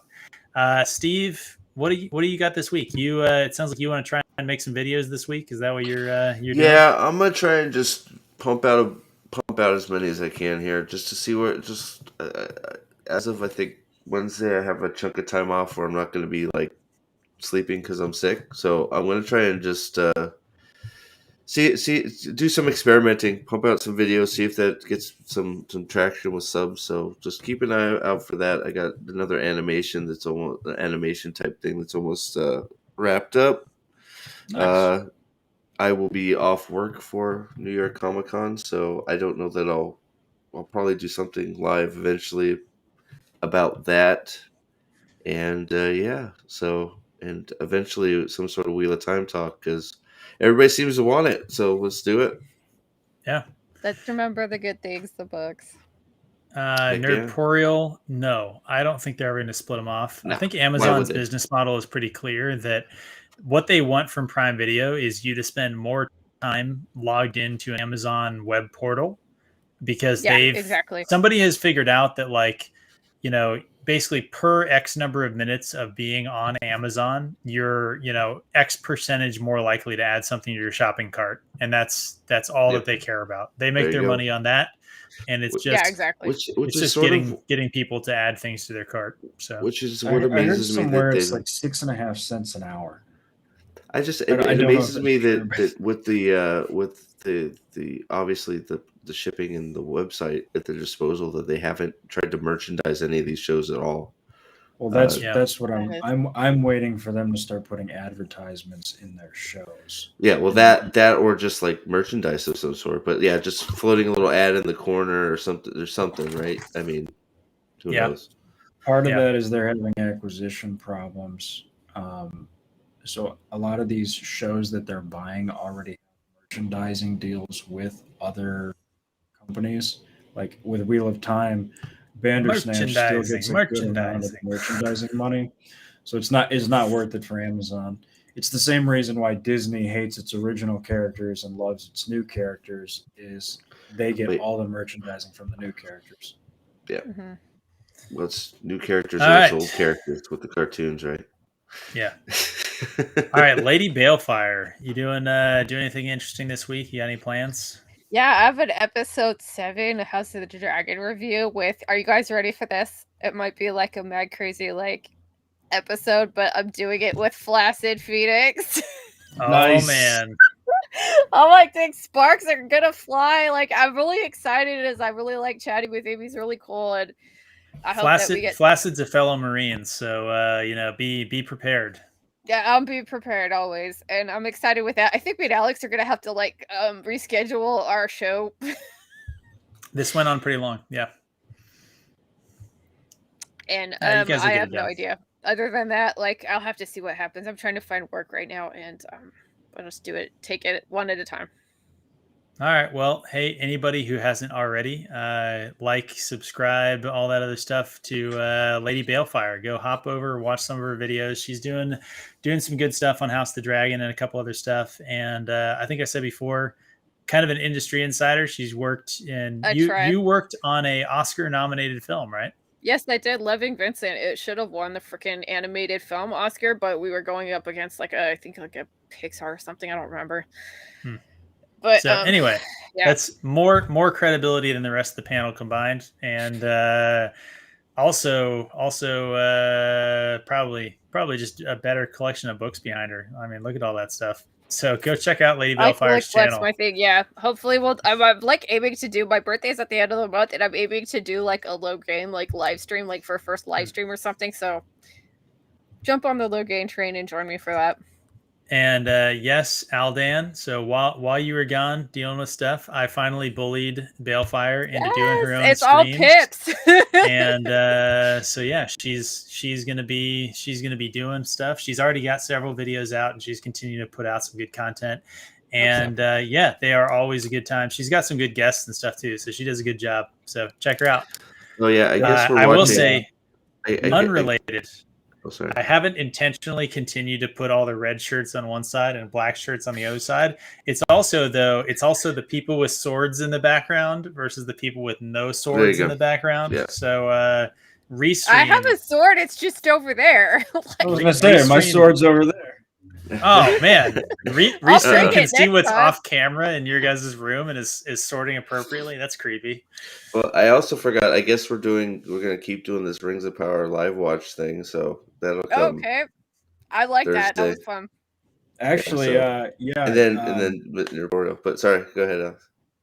I was gonna say you guys got to get with the program and switch over to the green shirts if we're gonna keep doing House of the Dragon stuff. I had the green shirt on last week. Going to war. All right, I'm just saying. Alex, you just dropped a video today on White Cloaks about the Nielsen's data ratings on the shows. We talked about it a little bit at the start of this stream. You should have another one on Friday, Saturday, hopefully. Fingers crossed. Yep, we're gonna see. So it's going to be an interesting week with more House of the Dragon and Rings of Power. So has the people want to know, has She-Hulk done better or worse than expected? So through 3 weeks, I'm going to say that She-Hulk disappointed week 1, was on track week 2, and was slightly above what I expected week 3. So on total, it's right sort of. It was within 20 million of where I predicted it would be week 3. Man, there you go. That's why you guys watch Alex and his data pulls. Within 20 million out of 400 million is the ballpark we're talking about. So I think I very good predictions. It would be at 900, and I think it's at 890. So man, just if he's. Not that he's bragging about his predictive accuracy. Also, you guys should follow Alex for sports bets. Not the last 2 weeks. Not today. Actually, I haven't checked if Nebraska lost yet. All right. Well, I guess that just leaves me. So we're filming the rewatch tomorrow. Alex will be there with me. Fan of the show, follower on YouTube, and a guy you guys might recognize, Daniel, is going to be our guest for tomorrow. Cool. So that's going to be a good time. You guys can tune in on the Discord for a live watch, or you can wait for it to release Tuesday, Thursday. It should be tomorrow about noon, somewhere between noon and 2 p.m. Eastern. I'll have to check my Discord and see if I've gotten an update on those answers. But there'll be an announcement. 2 o'clock. Episode 8 yet? This is the last of episode 7. So we only got 4 rewatches left, ladies and gents. Are we all going to get a shot at episode 8? We are. We're going to have people coming back. It's going to be the victory lap. I can't wait. So Steve, come Steve, in. You looking forward to the Kamehameha? It's gonna be fucking mess, man. Like, man, I'm ready, but even thinking about it makes my brain hurt a little bit. So anyway, tomorrow with the holy book. There you go. So tomorrow's the rewatch at, I guess, 2 p.m. Eastern. And then on Nerdporial Lifeforms channel, both myself and Steve, and also Salty Texas C, will be on for the Nerdporial House of the Dragon post-show. And I'll definitely slide into the recap. Comments. Lady Balefire does occasionally slide in and sling some Balefire, and but we may be agreeing with her this time, though. Just be like, I was disappointed that she didn't show up in the chat last time, because we were all pretty pessimistic about the show, and that was the one episode that she didn't come out. I have fibromyalgia, and I had a really bad flare like the last 2 weeks, and I was honestly feeling like crap, and I missed the time when it premiered, so I was watching it late, and then I think when I looked, you guys were already done, so I'm sorry. Aldan, no, I have not watched episode 8 yet, and so I will. The rewatch is for episode 8. What we're gonna do is we're gonna have 2 guests per episode, so it'll be 5 total. But I'm just gonna be sobbing inconsolably in the corner, probably drunken, just sort of. I'm gonna have my sippy cup. I'm gonna have a sippy cup so I can't spill it as I pass out. Of just a stiff old fashioned, and just sort of sit there and kind of, do this, and the rest of you guys are gonna have a good old time. So anyway, there it is. That's what we're all doing this week. Steve, Prophet of the Dragon. There's 0 people who watch us who aren't subscribed to you, so I won't even talk about that. Lady Balefire, go subscribe to her channel. She's over 100 subs now, so she grew. What? She's growing. That's news to me. She's growing rapidly. I think you're over 100 subs. I feel like I saw that. I haven't looked today. I don't know. Maybe I'm lying. I feel like she's over 100 subs. If not, go push her over 100 subs. And she identifies as being over 100 subs. She identifies as monetized, is what she identifies as. And Alex and I are going to be on for the rewatch. So, guys, any final thoughts? Saved rounds? What do you guys got? Otherwise, we'll play us out. Good to go. Thank you for being here. It's all about the friends we made along the way. Love to you guys. Thank you guys for showing up for this 3-hour plus stream. We didn't make you EFAP the Rings of Power though, so you're welcome. There you go. Jack R bringing up 115 subs. There, see, there you go. Lady Balefire, I told you when I told you should make a channel, I was like, you're gonna get monetized before us. You're she's gonna pass me. She's gonna pass me. She's gonna be YouTube famous. I can't believe it, because Pip's just like, oh, I'm going on vacation, so you're gonna have to do your episode review without me. I'm like, okay. Yeah. Alex I told her, stepped up. Thank you, Alex. I told her that she was going to be YouTube famous, and she didn't believe me, and she's on her way over 100 subs. So hey, she'll be by us all going, hey guys, did you need any help with anything? Just be like, hey, just remember when I'm when looking you get forward to Lady B and Disbrew on Friday Night Tights in 6 months. Yeah, oh my exactly. God, that would be exactly weird. All right, guys. Well, hey, thank you so much for watching. 6 months from now, you guys can look back at this and be like, wow, Lady Balefire was slumming it with these friggin' schmucks. And Never slumming it. White Cokes for life, guys. Come on. All right, guys. White cokes. White cloaks. Oh, This isn't the show, wow, I thought- okay? Wow. I was like, wow, we got real cool real quick. All right, guys. Thanks so much for stopping, and we'll see you all. I guess Steve, you want to shout? You want to shout your line? Oh, all hail the Lord Dragon. I'm too tired. All hail the Lord Dragon. Go. There you Oh go. my God. Hail the Lord Dragon and walk in the light. Walk in the light.